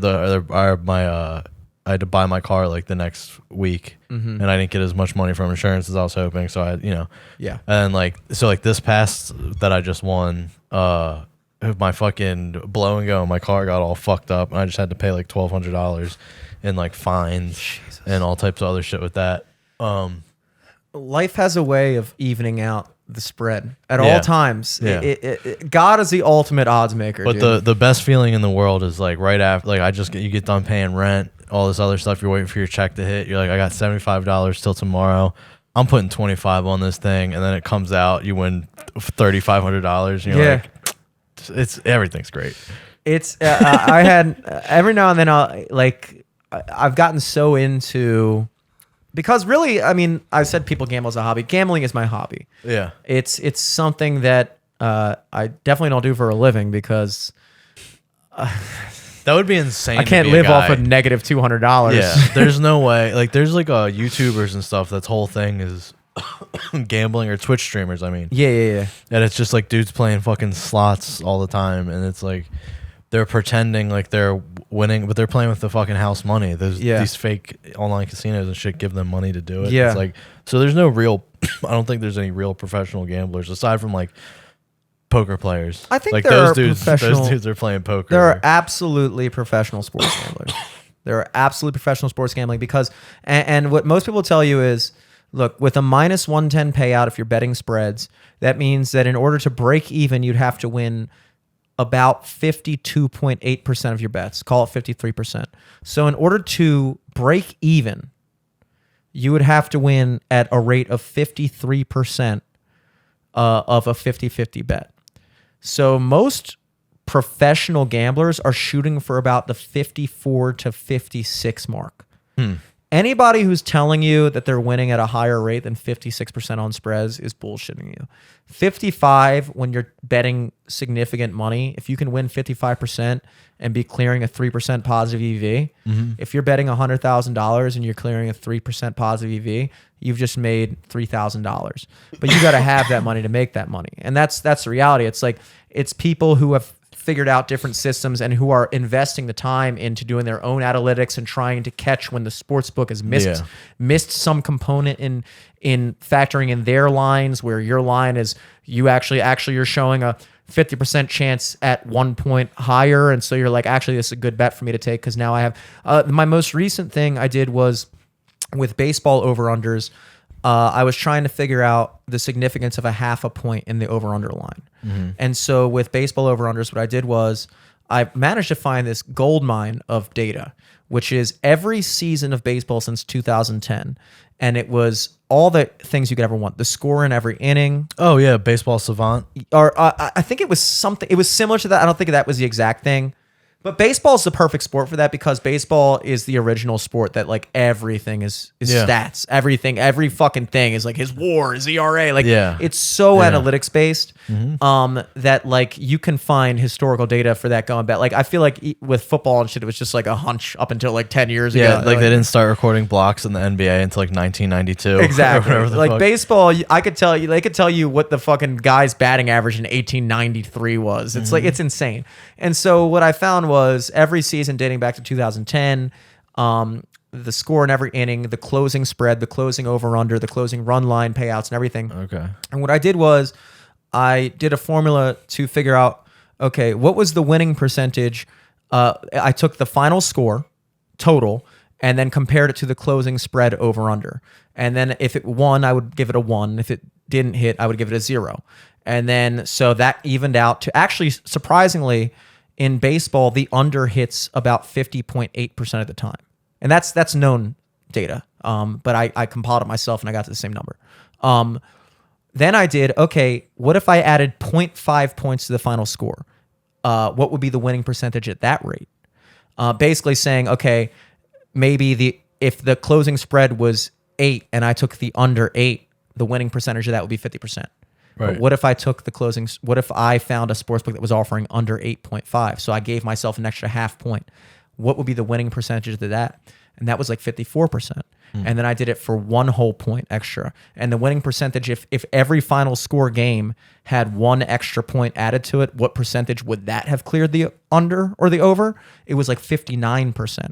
So basically what you've determined at that point is that for every half point that you get, that you can find an edge, you're giving yourself a 4%, 4.5% edge on the sports book. That's deep, dude.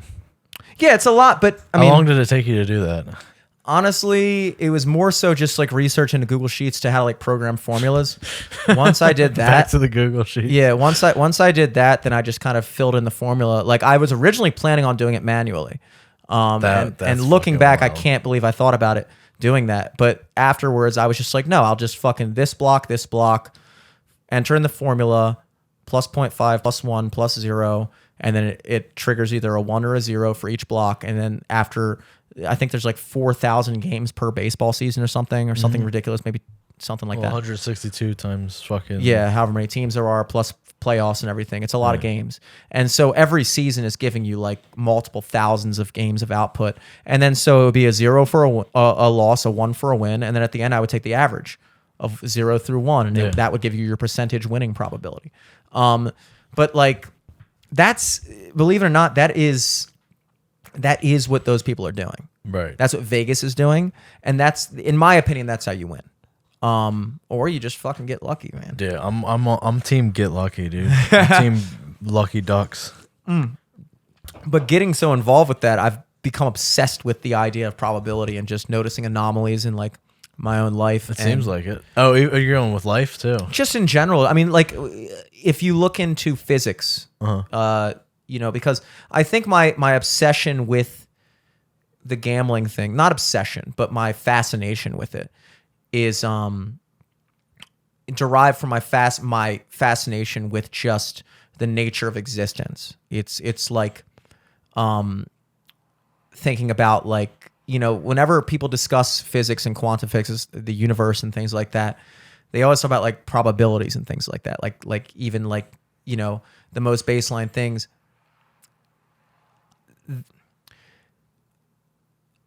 When I was like just driving around, and you mentioned earlier, you're like you hit big on a bet, and then like that same week you get like your blow and go fucks up or something like that. And it's like I've always found that whenever like, because we don't think about it in life, but you hit hot streaks and you hit losing streaks. Oh yeah. Like just like maybe you've crushed 4 gigs in a row. Like you've had 4 awesome gigs in a row, or maybe like you've like all of a sudden one Monday you wake up and there's like 5 job offers for the month and you're like, oh shit. Like you'll be sitting there for the whole week being like, dude, I need more gigs. I'm texting people, hitting up managers at restaurants. Hey, I can fill in this. I got to fill out my calendar. And then one day you'll wake up, you go to text, be like, hey, can you play this private event? We're paying. It's like, just shit happens. Yeah. You know, and you hit these hot streaks and like just that nature of like, you know, it does tend to even out a little bit. And so it's really about configuring your like I think about even with the career thing. You know, I think about a lot of the people that I resonate with are people that have aspirations and because I want to get into something in a bit about the Gen Z take on this. But for the time being, people that like want to achieve something more than just working their job, you know, people that see that want more out of life than just getting by. Right. And you're looking at it, you're like, in my scenario, you know, now that I'm like fascinated with probability, I'm so like, okay, so is it like I will like, for instance, right now with my over under bets, I'm taking 50-50 bets and I've won 3 out of 10. And I know that's an anomaly because I know that I'm supposed to be winning 5 out of 10 of those. That would still be losing money to win 5 out of 10, but I know that's what I should be getting. So the fact that I'm getting 3 out of 10 is actually, that is literally just bad luck.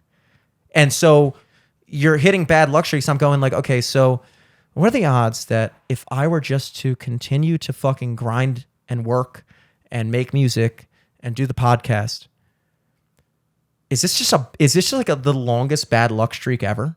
Like Yeah. I'm thinking about, Yeah. I'm like, what is the actual like analytical odds that if I were to continue to keep fucking going, Yeah. that eventually the law of averages would pan out and I would meet the level of success that I guess I would think I was supposed to get, you know? Well, it's just like the longer you do something, you know, the better you get at it, and eventually, like comedians, it's always dudes that have been doing it 10 years or more, and it always seems to be right around that 10, 15. Like that's when shit starts happening, and I think it's just like you were saying, how it evens out. It's like the wins get bigger the longer you're doing something because you're better at it. You know how to do it more, so you get those better win streaks, and the losses, I mean, they get bad, but they're not going to be as bad because those wins were so great. Yeah, because you've won more.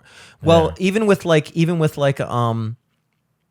comedians are a good place to start with that because, you know, basically the law of averages suggests that whatever thing it was, if you play it out over a long enough time, it will average out to that thing.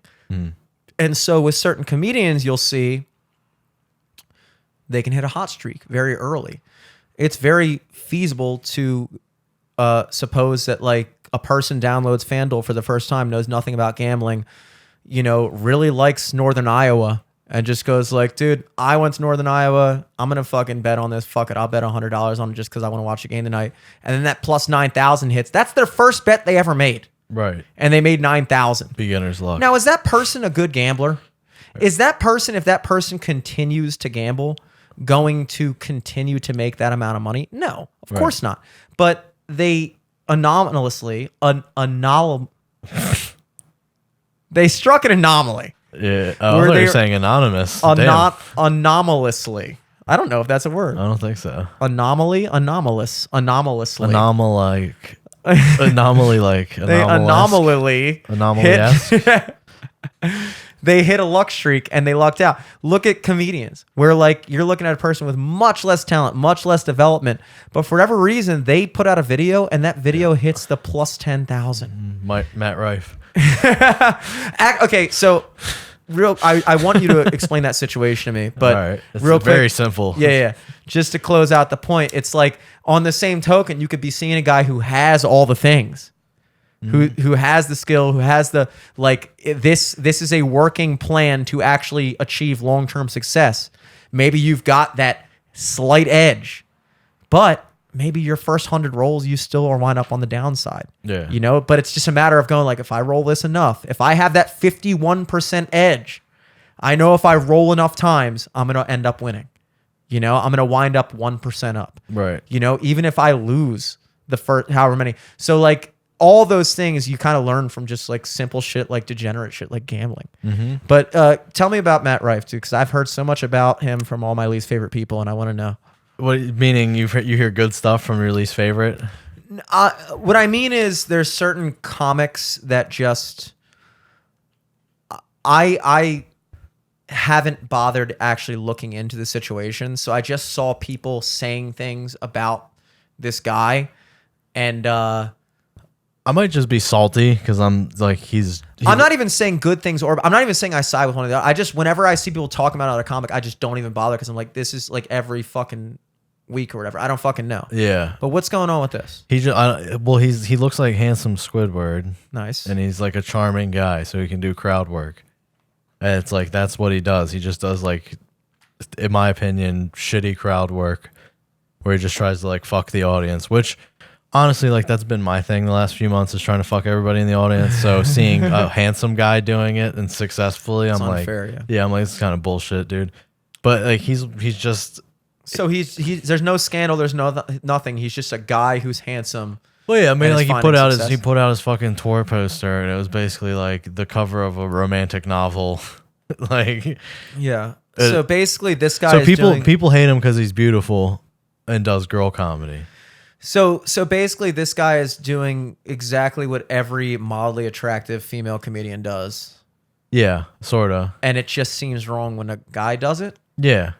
Now I'm on your side. I find that despicable. I mean, I think it's like if you got it, do it. But like, I have other reasons of not liking him, like who he's friends with and things like that. I can't see being friends with a guy who leads with his hotness. Yeah, and he's also, and it's like also like he's got like a wigger thing he does too. Yeah, it's always weird to like be the hot guy. Mm-hmm. It's like I think we just, not to sound sexist. I don't want my comedian to be the hot guy or the hot girl. Yeah. I mean, like you're already hot, just go sit down. It's just kind of like I don't really bat an eye when I see a girl do it. It's just kind of like, I don't know. I'm so used to girls in general, kind of, if you have it, use it, you know, like it's like I'm used to it. It seems natural. Yeah, even girls that don't have it use it. Yeah, it seems natural for a woman to use what she's got. It doesn't seem, it seems cringe when a guy does it. Especially a comedian.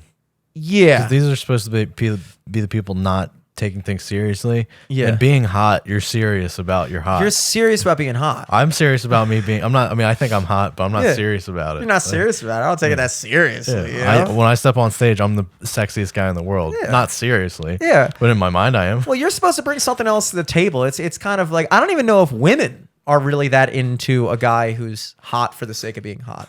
I just don't think that's in their...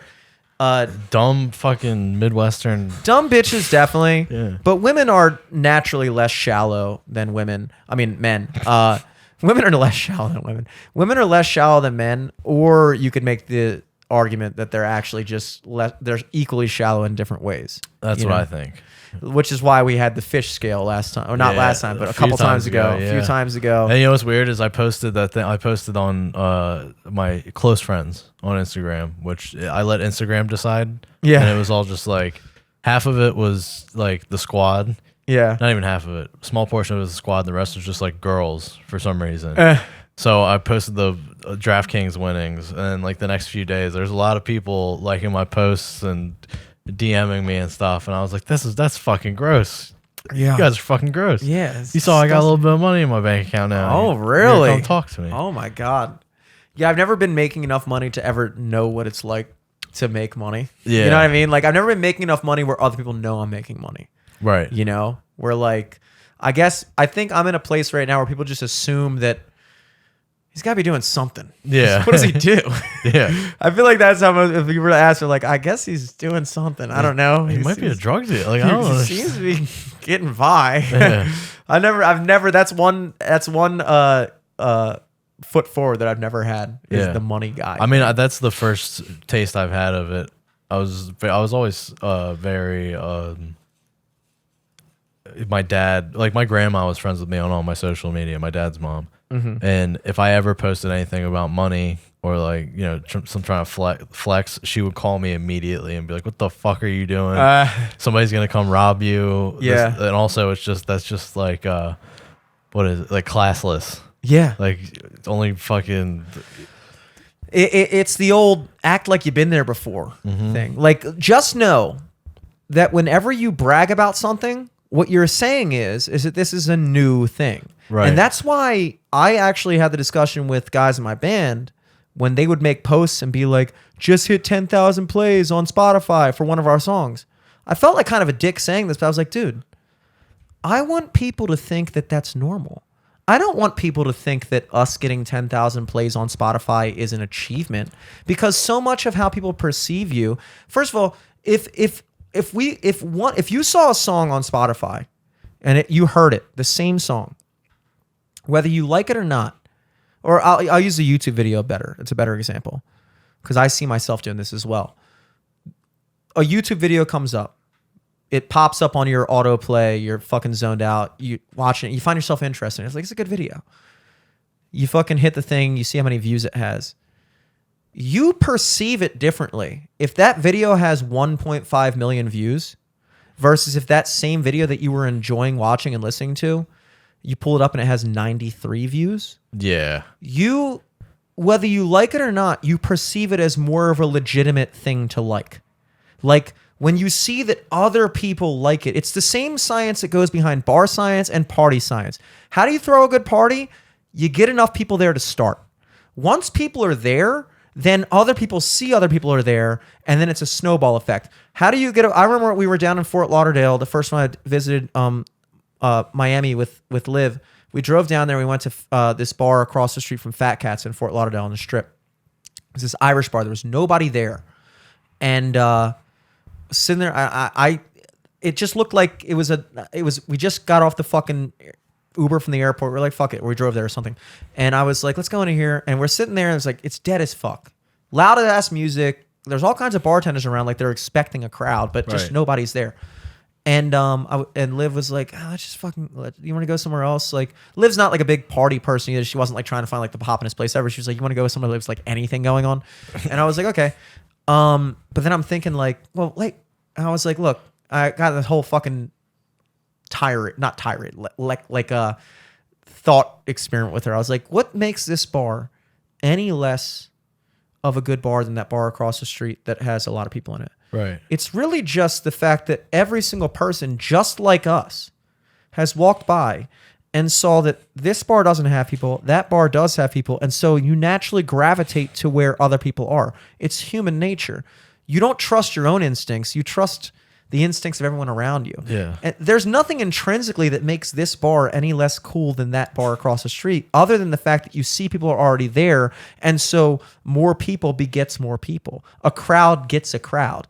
And so lo and behold, we're sitting there for another, I'm finishing my drink. I get another drink while she was in the bathroom. She's like, I thought we were going to, whatever. I get there. By the time I'm finished my second drink, that place is packed out of its fucking ass to the point where we wanted to leave just because it was too packed. Huh.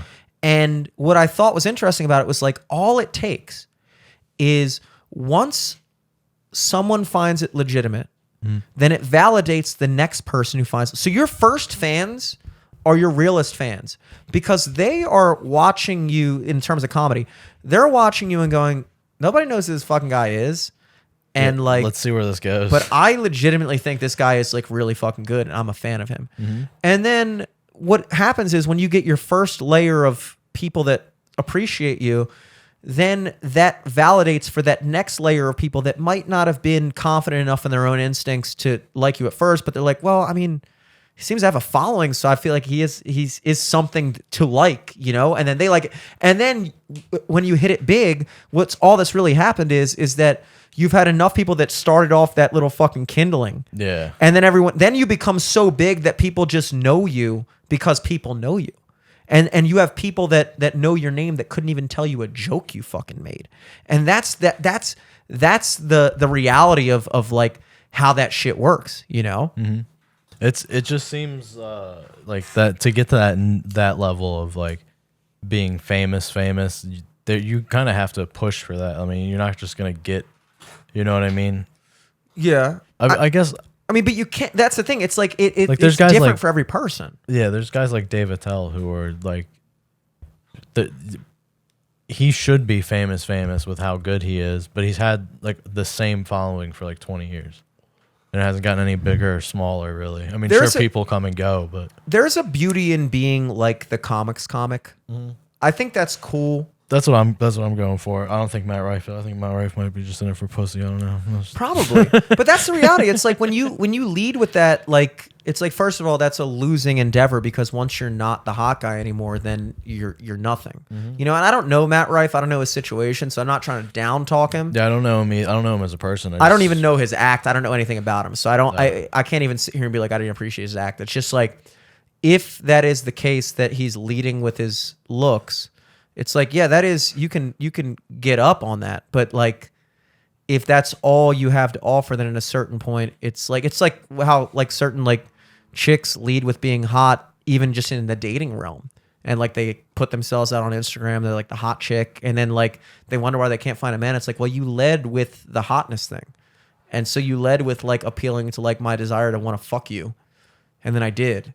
And then there was nothing else there to like make me like want to not find someone who has more to offer, you know? Right. And it's like, it's a very, I don't know, man. I've never had sex with a hot person. you have, Not like Instagram hot person. yeah, Or like I a mean, dating profile hot person. most people haven't. The hottest person that I had sex with that was like hot on the internet was 17. That was a long time ago. I feel like I bring that up too much. No, it's fine. It's fine. It's a long time ago, you know? Yeah, she's easily like 23 now. Yeah. Yeah, I think I'm gonna get hot though. I think I'm gonna start taking steroids. I think that what you need, I think you're hot enough for what you're trying to do. First of all, you look like you lost some weight. I've been not eating fast food Nice. as much, even though I did just eat an entire and pizza today. Hey, what are you gonna do? Yeah, I ate a whole pasta mista pizza yesterday. It was not pretty. What is pasta mista? It's like a legendary. There's one in Towson. There's one in Canton. All the Towson heads always talk about pasta mista. It's been there since I was a kid. Like, it's one of the old like fixtures of Towson, like Italian food.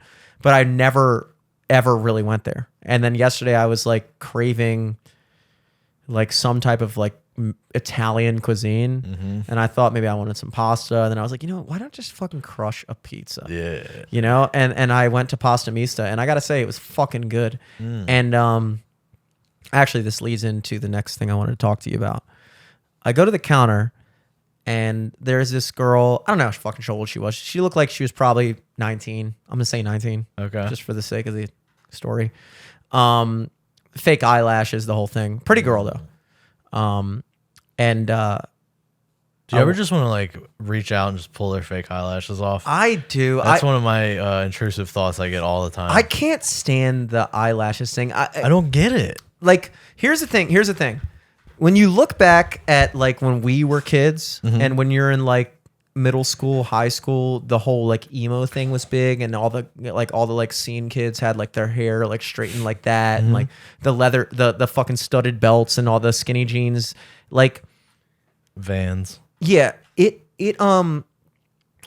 I think at the time I always kind of realized that it was a fad, but you didn't quite realize it a fad because I had never been in high school or middle school at any other point. So that I just thought that was middle school and high school. People just dress like that. And then when you look back, you're like, well, I can't believe people used to dress like that. The same way you look back at like the 80s and 90s, you see the way people dressed in the 70s and shit. And it's like such a distinct thing that you're like, oh, you're dressed like it's the 70s, or you're dressed like the 90s. Like, people have like 80s nights where people go out and wear shit that people just wore normally. It wasn't like in the 80s they were like, we're dressing like the 80s. It was like, we're dressing up to go out. This is what we look like. This is how we dress. And then only after looking back do you go, oh yeah, that was such a thing. We used to do that in the 80s. That was an 80s thing.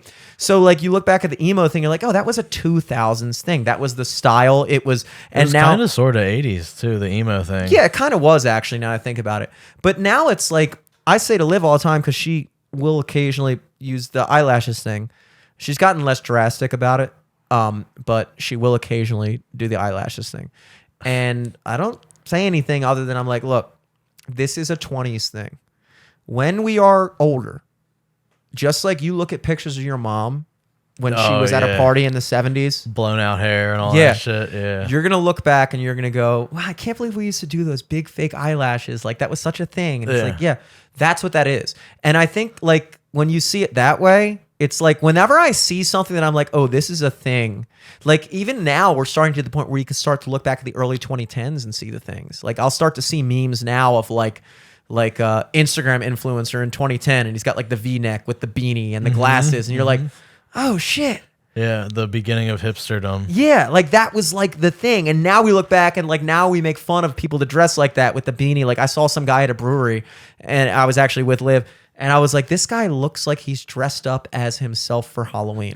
Like he's like, I'm gonna dress up like a guy who works at a brewery. And he just had all the things, the beanie cap, the glasses, the V-neck with the fucking shell necklace, the fucking, it was like, whoa, dude, do you not, like, did you think, when you put on your clothes today, did you not go like, dude, I am exactly what everyone thinks I am. Yeah, he looked in the mirror and was like, nailed it. Again. Nailed it. I am this guy. Like my goal was to be this guy and I am that guy.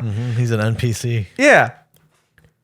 But anyway, so this girl with the fake eyelashes and I'm like, so this pizza, you know, I like white pizza, you know? I don't mind. So I like sauce, but I like white pizza too. I like it. I like it without the globs of ricotta. Yeah, I love the ricotta, dude. Not a ricotta guy. I am ricotta, dude. I specifically, the pizza I ordered didn't even have ricotta. I added it on. Damn. That's how much I love ricotta, dude. Ricotta as a topping. Yeah, I love it, dude. And so I got this pizza called the Morillo, which is like banana peppers, mushrooms, onions, oregano, white pizza. Like it's a lot of people don't like that kind of pizza. I do. I love white pizza. I'm gonna get that pizza. But I was like, I wasn't sure if it had marinara sauce, and I kind of did want marinara sauce, but I didn't care either way. And I was like, so this has sauce, right? She was like, yeah, it has sauce. Like really confidently. And I'm like, okay, cool, whatever. I'm not gonna say don't put it on there, but you know. Yeah. And so then I'm sitting down, I watch the guy make it, no sauce. And so I go up and I go up to her, I was like, did you say that pizza did have sauce or didn't? She's like, no, it does have sauce. We only have like 3 white pizzas. And so that's not one of them. So that has sauce. And I was like, okay, because I think I might have seen him. And she's like, no, it has sauce. And I was like, okay. All right, dude. I sit down and then I see her walk back to the pizza guy and like confirm. She's like, that has sauce, right? He's like, no, it doesn't have sauce. And he goes, did you want sauce? And she turns around and she's like, and I was like, I know. Yeah. I know. And I'm laughing. And I'm thinking like, see, I do things like that. Like I You did psyop that girl. I did. That's I did. funny as shit. I psyoped her because I think it's important for people to know when they're wrong. Yeah. And it's not because I didn't make them remake the pizza. Right. Because I didn't care You either didn't way. even- yeah, you didn't even. It yeah. wasn't important if the pizza had sauce. It was important that she knew it didn't have sauce. It wasn't, when I got one up, I was like, hey, can I just get a little cup of marinara, like whatever? And he was like, yeah. And so I go back home, I dip it in the marinara. It tastes better without the marinara anyway. I lucked out Probably, by not yeah. having pizza. It was made to not have marinara. That was the flavor profile. And but when I saw her like laugh and embarrassment, I was like, good. Because these are moments that we all need to experience. Moments when you realize you don't fucking know everything. And it's the Dunning-Kruger effect. You know that? I've heard. The Dunning-Kruger effect is that Like smart or stupid people think. What is it? there's a correlation of people of average IQ tend to the closer you are to average IQ, the more accurate your estimations of your IQ are. Basically saying that average IQ is 100. It's a bell curve. So 100 is the average. Anything below 80 is technically, legally considered mentally retarded. Anything above 120 is you're smart, and then obviously 140 is like you're a genius. Yeah, that's Mensa program. 100 is the average. Most people fall in that average range. What they found is that the further away you are from the average, the more you estimate your intelligence to be higher than it is, whether you're smarter than average or below average. So actually, people that have like below average IQs, if you ask them before their IQ test, what do you think your IQ is? Do you consider yourself like an above average? They'll be like, yeah. And they'll take it, and their estimation of how smart they thought they were will be way higher than what they thought than what they actually are. Versus people that are actually closer to average tend to pretty much have an idea that, yeah, I'm average. I don't think I'm smarter than I am. I'm just an average guy. Right. And then people that are really smart, I can't remember if they think they're smarter than they are, or if it's just like the smarter you are, the more you actually tend to underestimate your intelligence. So like the smarter you get, the more you actually think you're not as smart as you are. And what that's based off of the idea is that the more you know you don't know. Right. Like if you started playing basketball, or I'm going to use guitar as an example. You ever play music in any capacity? Okay. Yeah. So with guitar, when you first start playing guitar, the first thing you learn is like fucking little songs and shit like that. And you're like, bam, bam, bam, bam, Yankee Doodle or whatever. Yeah. Mary Had a Little Lamb. Yeah. And then you Smoke start on the Water. Yeah. And then and so like at that point, you know so little about guitar that you don't even know how much there is to know about guitar. So like your perception of like once you can play that song and you can play a couple chords, you're like, I can play all the chords. I can play all the fucking like songs like that. So like I'm pretty much there. And then the more you learn, you realize like, oh my God, like actually you can do this shit. And so like the more in depth you get with anything, every time you open up a new door, you've opened up 10 closed doors of like shit you don't know.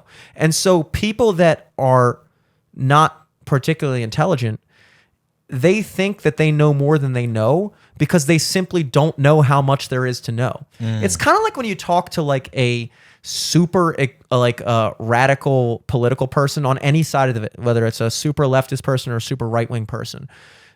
People that have a very like black and white understanding of like the political landscape, it's hard to imagine, but people that like think you're a piece of shit because of the jokes you make, they literally see the world so black and white that they see themselves as like, yeah, this is what good people believe. And anyone who doesn't believe that must be a bad person. Yeah. Because it's very simple, right? You either believe this or you're an asshole. They don't understand that, like, actually, no, if you actually understood the arguments more, like with immigration or something, like, they're like, well, if you don't agree with immigration, then that just means what? You're just like racist. You don't like Mexicans. And it's like, yeah, I could see how you would think I was a dick if that was the question. Like, it's very easy. Like, if your entire concept of the immigration argument is you either like Mexican people or you don't, then I could see how if I was arguing against immigration, you would go, wow, this guy's a fucking racist piece of shit. He doesn't like Mexicans. Yeah. But it's like, actually, that's not the question. Yeah, it has nothing to do with Mexicans. Yeah, it's like you don't even understand the argument enough to understand what the actual debate is. Right. So your debate has been whittled down and dulled down, diluted down to this like simple like question of, do you like people that aren't like you or not? And then at that point you're like, well, yeah, obviously I do. I'm not a dick. So if that guy disagrees with me, he's a dick. And it's like, so basically it's like you see that effect all the fucking time. Mm-hmm. You know what I mean? Mm-hmm. Yeah, I've been doing a bit about that, about like just that's like the thing with like dating apps and meeting people. It's like all the new people I meet, none of them are like get it. Mm-hmm. You know what I mean? And it's like there's so many nuances to just being a human. Everybody just thinks it's actually it's all like you were saying, black and white. Yeah. Like all the people that are so pro non-binary and this and that have a very binary view of like what you should and shouldn't think about stuff. Exactly. That's a good way of putting it. It's like, bro, but I personally do think very binary. Well, I do ones too, and but zeros. like look, it's the way that the human brain is evolved to think. The human brain is evolved to notice patterns. Basically, your brain is a fucking external hard drive, essentially. It's got a bunch of fucking memory. It only has so much fucking shit it can process. It's a computer chip. Let's use that metaphor. There's a reason why you fall asleep every night and like you can't recall every detail of every day you've ever lived. In that moment, you could recall that detail. And even if I asked you later that night, hey, how did that conversation go with that guy? And you could probably tell me like every single thing. I said this, he said that. But then if I asked you 10 years later, you wouldn't be able to, unless it was like a super significant conversation. Right. You'd be like, yeah, I feel like I remember like he was saying that and I was just saying this.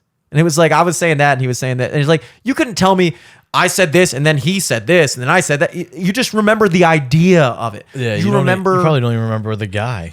Yeah, You just exactly. think you remembered. It's like that like cliche thing. Like people don't remember how people don't remember what you did. They remember how you made them feel. Oh yeah. You know? And that is as annoying as that is, because it's so like fucking like the old Facebook posts, like just girl things with like a girl walking in the sand and like that in cursive over top. Yeah. As annoying as that is, it's true. You remember ideas of things. You don't remember the specifics. That's actually what we were watching as you walked in, like the way we compartmentalize time. And so in reality, it's like you go back evolutionarily. If you walk through the woods, and this is the first time you've ever encountered a tiger, you don't have, this is fucking 200,000 years ago, cave people walking through the woods, and you're in a new place, and all of a sudden this fucking thing comes up. You've never seen a tiger before, but you do know that generally the pattern is that usually when there's something much bigger than me with sharp ass fucking teeth who's growling at me and stalking me, it's probably not a good thing. I probably need to get away from that thing. That's called pattern recognition. That's called recognizing a pattern. And then what happens is when that thing kills your brother, and then next time you're walking through the woods and you see another thing in a different place that looks exactly like it, you don't go, well, I mean, yeah, that tiger killed my brother, but why should I judge this tiger based on... No, the people who lived were the people who went, last time I saw that fucking thing, it killed my brother. So if I see that thing again, I'm either killing it or I'm getting the fuck out. And then those people are the ones who wind up getting to fuck and have more kids. And so we've evolved to notice patterns. Right. You know? It's not like a fucking, you know, that's the way your brain is supposed to be. So really what we're always doing is formulating algorithms. We're formulating algorithms. And that's why with this Matt Rife thing, I didn't even bother looking into it, because my algorithm in my brain that I've set for myself is, whenever I see comedians mouthing off about something, it's generally retarded. Yeah. And so I'm not even going to waste my time unless this becomes something bigger or something. I thought it was like some sexual. I had no idea. I had no idea what it was. I was just like, whenever I see something like this, it's a waste of my time. And so I've learned that enough times that I'm not going to waste my time with it. I'm going to see it. I'm not going to fucking look into it. I'm not going to comment and get in a debate. I'm not going to do any of that because I've formulated a pattern. That's my algorithm. And so, yes, at that point, you have become binary. But you've become binary only after enough experience with the thing that your mind has simplified. Like, you couldn't... If I was looking at a square... Like, I went to a country, and I was like, oh, this country always flies this cloth square with, like, this pattern on it. And then I went to another country and I was like, this country does the same thing almost, but it's a different thing. It's like, it would be impossible for me to store all the information of like every country I go to, like amazingly happens to have this thing and I have to remember the thing for every, it's like, no, they're called flags. And so now I've taken that whole thing and simplified it down to just like, yeah, it's called a flag. That's a thing. That's a thing. And now whenever I go to a country and I see the thing, I'm like, that's a thing, you know? So it's like in the same light, it's like, when you encounter situations or you encounter any new political thing, it's like even with the Trump shit now, it's like, dude, maybe there is something here with the indictment, but sue me for having existed for the past, I don't know, since he ran in 2015, that generally speaking, whenever some massive thing, bombshell fucking shit comes out, it winds up being baseless and inconsequential. And so my binary system goes, dude, do I really want to waste time talking about it on the podcast? Because this could be another thing that just in 1 week will be irrelevant because now they're already on to the next thing and trying to get him on. Because meanwhile, Canada's on fire. Oh, yeah. And like, it's you get Trump and a hot comedian. And then meanwhile, like Canada's on fire. I think they sent like 3,500 troops to like Panama or something. Yeah, like there's a whole bunch of fucking crazy shit going on. Yeah, and again, it really all comes down to confirmation bias because the more you compartmentalize things in your mind as just like when I see this, output this. When I see this, output that. And that way I don't have to waste my time thinking about every single individual thing. When I see a guy dressed like a piece of shit, I assume you're a piece of shit. It makes life easier for me. Now, if you wind up proving to me that you're not that I'm going to say prove to me you're not a piece of shit, but like, I'm not going to like, if I'm walking down the street and I see a guy dressed in a way that I'm like, maybe this guy's trouble. Because in the past, whenever I encounter people that are dressed like that, they're trouble. Maybe he's the nicest fucking guy in the world. Maybe, and maybe I'm wrong. But what's the worst case scenario if I am? That guy's slightly offended that I thought he was a piece of shit. And then I go, oh, well, it wasn't my fault. You do look like you. Yeah, you do look like a piece of shit. You know, like, yeah, how many times have I been walking back from Towson bars, like 30 feet behind a group of girls, and I can tell that they're like, I'm like stumbling home drunk, and I can tell that probably in the back of their mind, there's someone like, what's up with this guy? Yeah. I don't blame them. Yeah, I feel that feeling. Yeah. I'm all a the time. drunk guy walking alone Even sober, I get late that. at night following a group of girls, not following them. I'm just happen to be walking behind you because that's where my house is. Am I offended if I go, excuse me? I can't believe you thought I was going to rape you. Yeah. No. I hope you continue to think that, because chances are you're better off just treating every guy walking behind you like that. One day you're going to feel that feeling and it's going to be right. Yeah, one day you're going to feel that feeling it's going to be right. And so worst case scenario is I'm slightly bummed that a group of chicks thought I was a creep versus, oh, that guy actually was a rapist and you try to give him the benefit of the doubt and it didn't pan out for you, you know? Yeah. There's nothing wrong with gun. It's only when you become so close-minded that even when you're presented with evidence to the contrary, that you still refuse to believe it. That's the issue. You know, there's nothing wrong with going, yeah, this issue is retarded. And then when they go, actually, no, I know that's what you think, but like, actually, if you look at the details, and then you go, oh, okay, I can see that. You know what I mean? Yeah. Oh, dude. Fuck. I should probably. It's fucking almost 11:30. Oh, okay, cool. Your boy, I got work more. I got you. I think prejudice is a good thing. I do too. I do too. I've been trying to like watch like all the stuff you were just saying. Like Patrice O'Neal had a bit about like not being offended when white people see him and thinks he's like, because if I see 4 bald white guys, I'm not gonna go, oh Yeah. those are cancer patients. Yeah. Like that whole thing. But like you were saying about like I just don't know how I can connect with anybody, because it's not, they're not the majority, but it is a lot of people that think that way of like black and white. If you don't think this, you're terrible and all that. And it's like I with comedy, I'll go up like tonight. I just went up and bombed on purpose. I did a bunch of D's nuts jokes and then talked about how girlfriends are monkeys and just did a whole bunch of shit like that, because I know, you know, it's I'm gonna be able to say these dumbass things and look at these people, and you know, there's 15 people in the room and 10 of them are looking at me sideways, and it's like, okay, well, those 5 people, Yeah. they're gonna be the ones who get this when it's ready.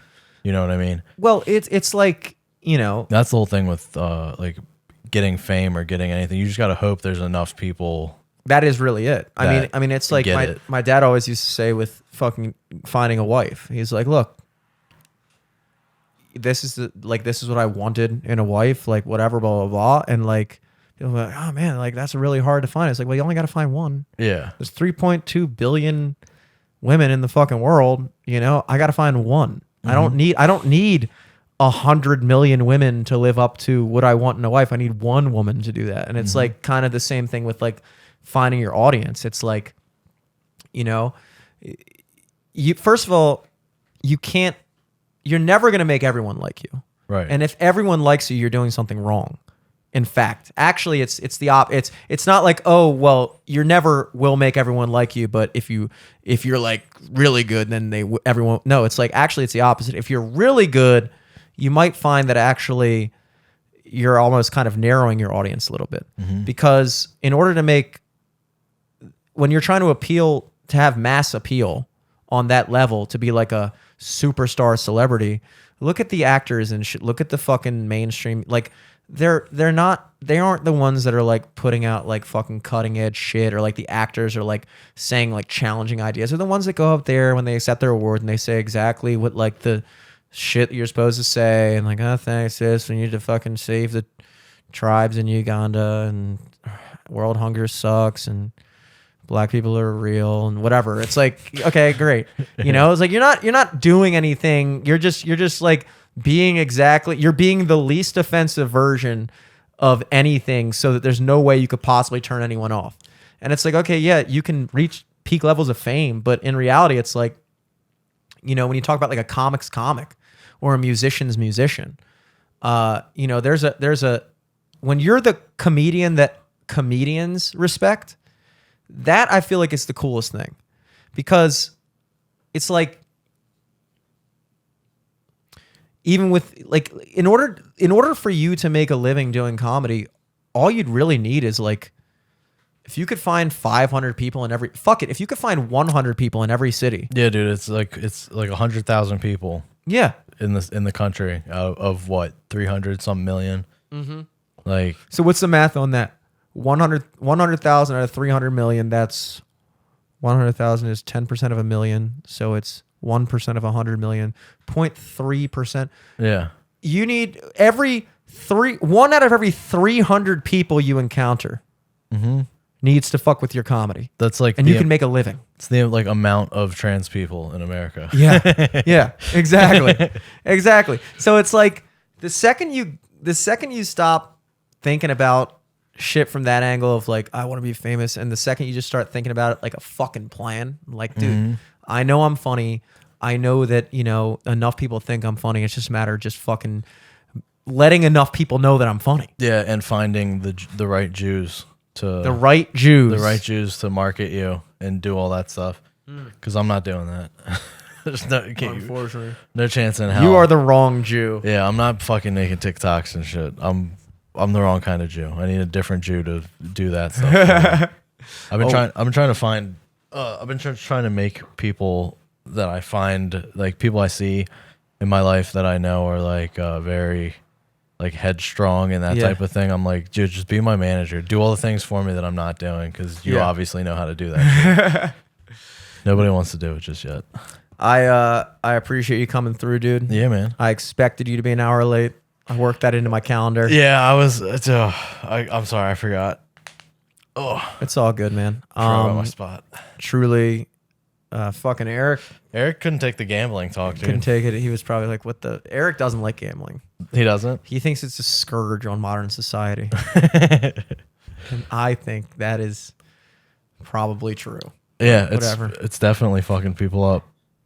But regardless, dude, you gotta talk about it, man. That's what the kids are doing. Sweet light. Sweet light. Oh yeah, sweet light. light. We're making moves here. You're looking good. I mean that. I was impressed when you walked in. I was like, ooh. Black is slimming, bro. It's whatever, dude. Your feet still look fat, even with them fucking. Yo, black you should shoes. you should see my big toe, dude. I've been playing basketball all the time. I got it stepped on a few weeks ago. Oh no. It looks like Grimace. It's a bigger toe. It is big. It's so big that my middle, like the toe next to it, is like resting on it like that all the time. It won't stop. I need to go to a doctor or something. It's probably infected. That's what I'm saying. Toes are gonna toe. Yeah, exactly. That's what you're gonna do, dude. Yeah, let it figure. One day you're gonna out. wake up and you're gonna be like, oh, it's back to normal, and that's how God intended it. Mm-hmm. But yeah, thanks, Matt Brown of the Matt Brown Experience. What's your plugs, dude? None. Nothing. No plugs. I don't got you. I mean, if you fuck it, you'll find me. If I needed my windows cleaned, who would I call? Not me. Okay. Call your primary contractor. Yeah, go on Google. My brother's got all the ads out. So nice.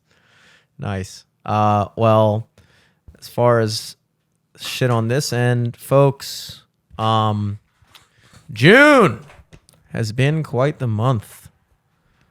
Every Tuesday at Perennial, you know this. Come on, every Tuesday. If it's not a Tuesday, I'm not there, and if I'm not there, motherfucker, it's not a Tuesday. Perennial 5 to 8:30 in Towson. That's June 13th this week. That's the Tuesday this week. Y'all with a calendar know what I'm talking about. The 14th is Wednesday. Walkers, Glenwood, Howard County, one of the richest counties in America. And I'll be there. Walkers in Glenwood, 6 to 9 this Wednesday. Thursday, the 15th, at the luxurious Fells Point. Ampersea, 6 to 9 on the docks. The weather is looking groovy. Friday the 16th. Woo! The horse you came in on, the band, sophomore, 3 O's. Remember that. What day is that? Friday, Friday the 16th? June 16th. We will be there from 10 to last call. We're there from 10 until Wonderwall. 10 until a bouncer takes the beer out of your hands and then throws you out of the bar. That's at the Horse in Fells Point. Saturday, I made a joke about this earlier when I posted my schedule that musicians always brag when they have private events. And it's like, why? Who cares? Yeah, no, they can't go. Yeah, it's like you can't go. Why would I tell you? But we're playing a private event on fucking Saturday. It's going to be sweet. There's going to be food. It's catering. You can't come. We're going. You're too poor to be there. Yeah, that's the band as well. And of course, Sunday at the lovely Nacho Mamas in Towson. I will be there 1 to 4. So there are 6 places to see your boy this week. I like those odds. If you can't figure that out, come on. I think I might see you Friday. Yeah, hell yeah, dude. That'd be a fucking blast. Matt Brown's going to be there. Maybe you'll find the right Jew there. Yeah, calling all Jews. Calling all correct Jews. Come to the horse, Jews. Come to the horse. There might be a business proposition for you. I'll wear a button up. At Jimmy Selesky across the board. At Matt B Comedy. Yep. And of course the band at Sophomore MD. Rest in peace, the Trap Podcast. You guys might pull a Jesus and resurrect at some point. Potentially. Who knows? The Trap, it never really dies. It just goes. Yeah, it gets shut down. Ebbs The cops and flows. come in. It's the pendulum. Yeah. The pendulum. And of course, in case you didn't already know, at LFTS Podcast across the board. Till next week, folks. Peace.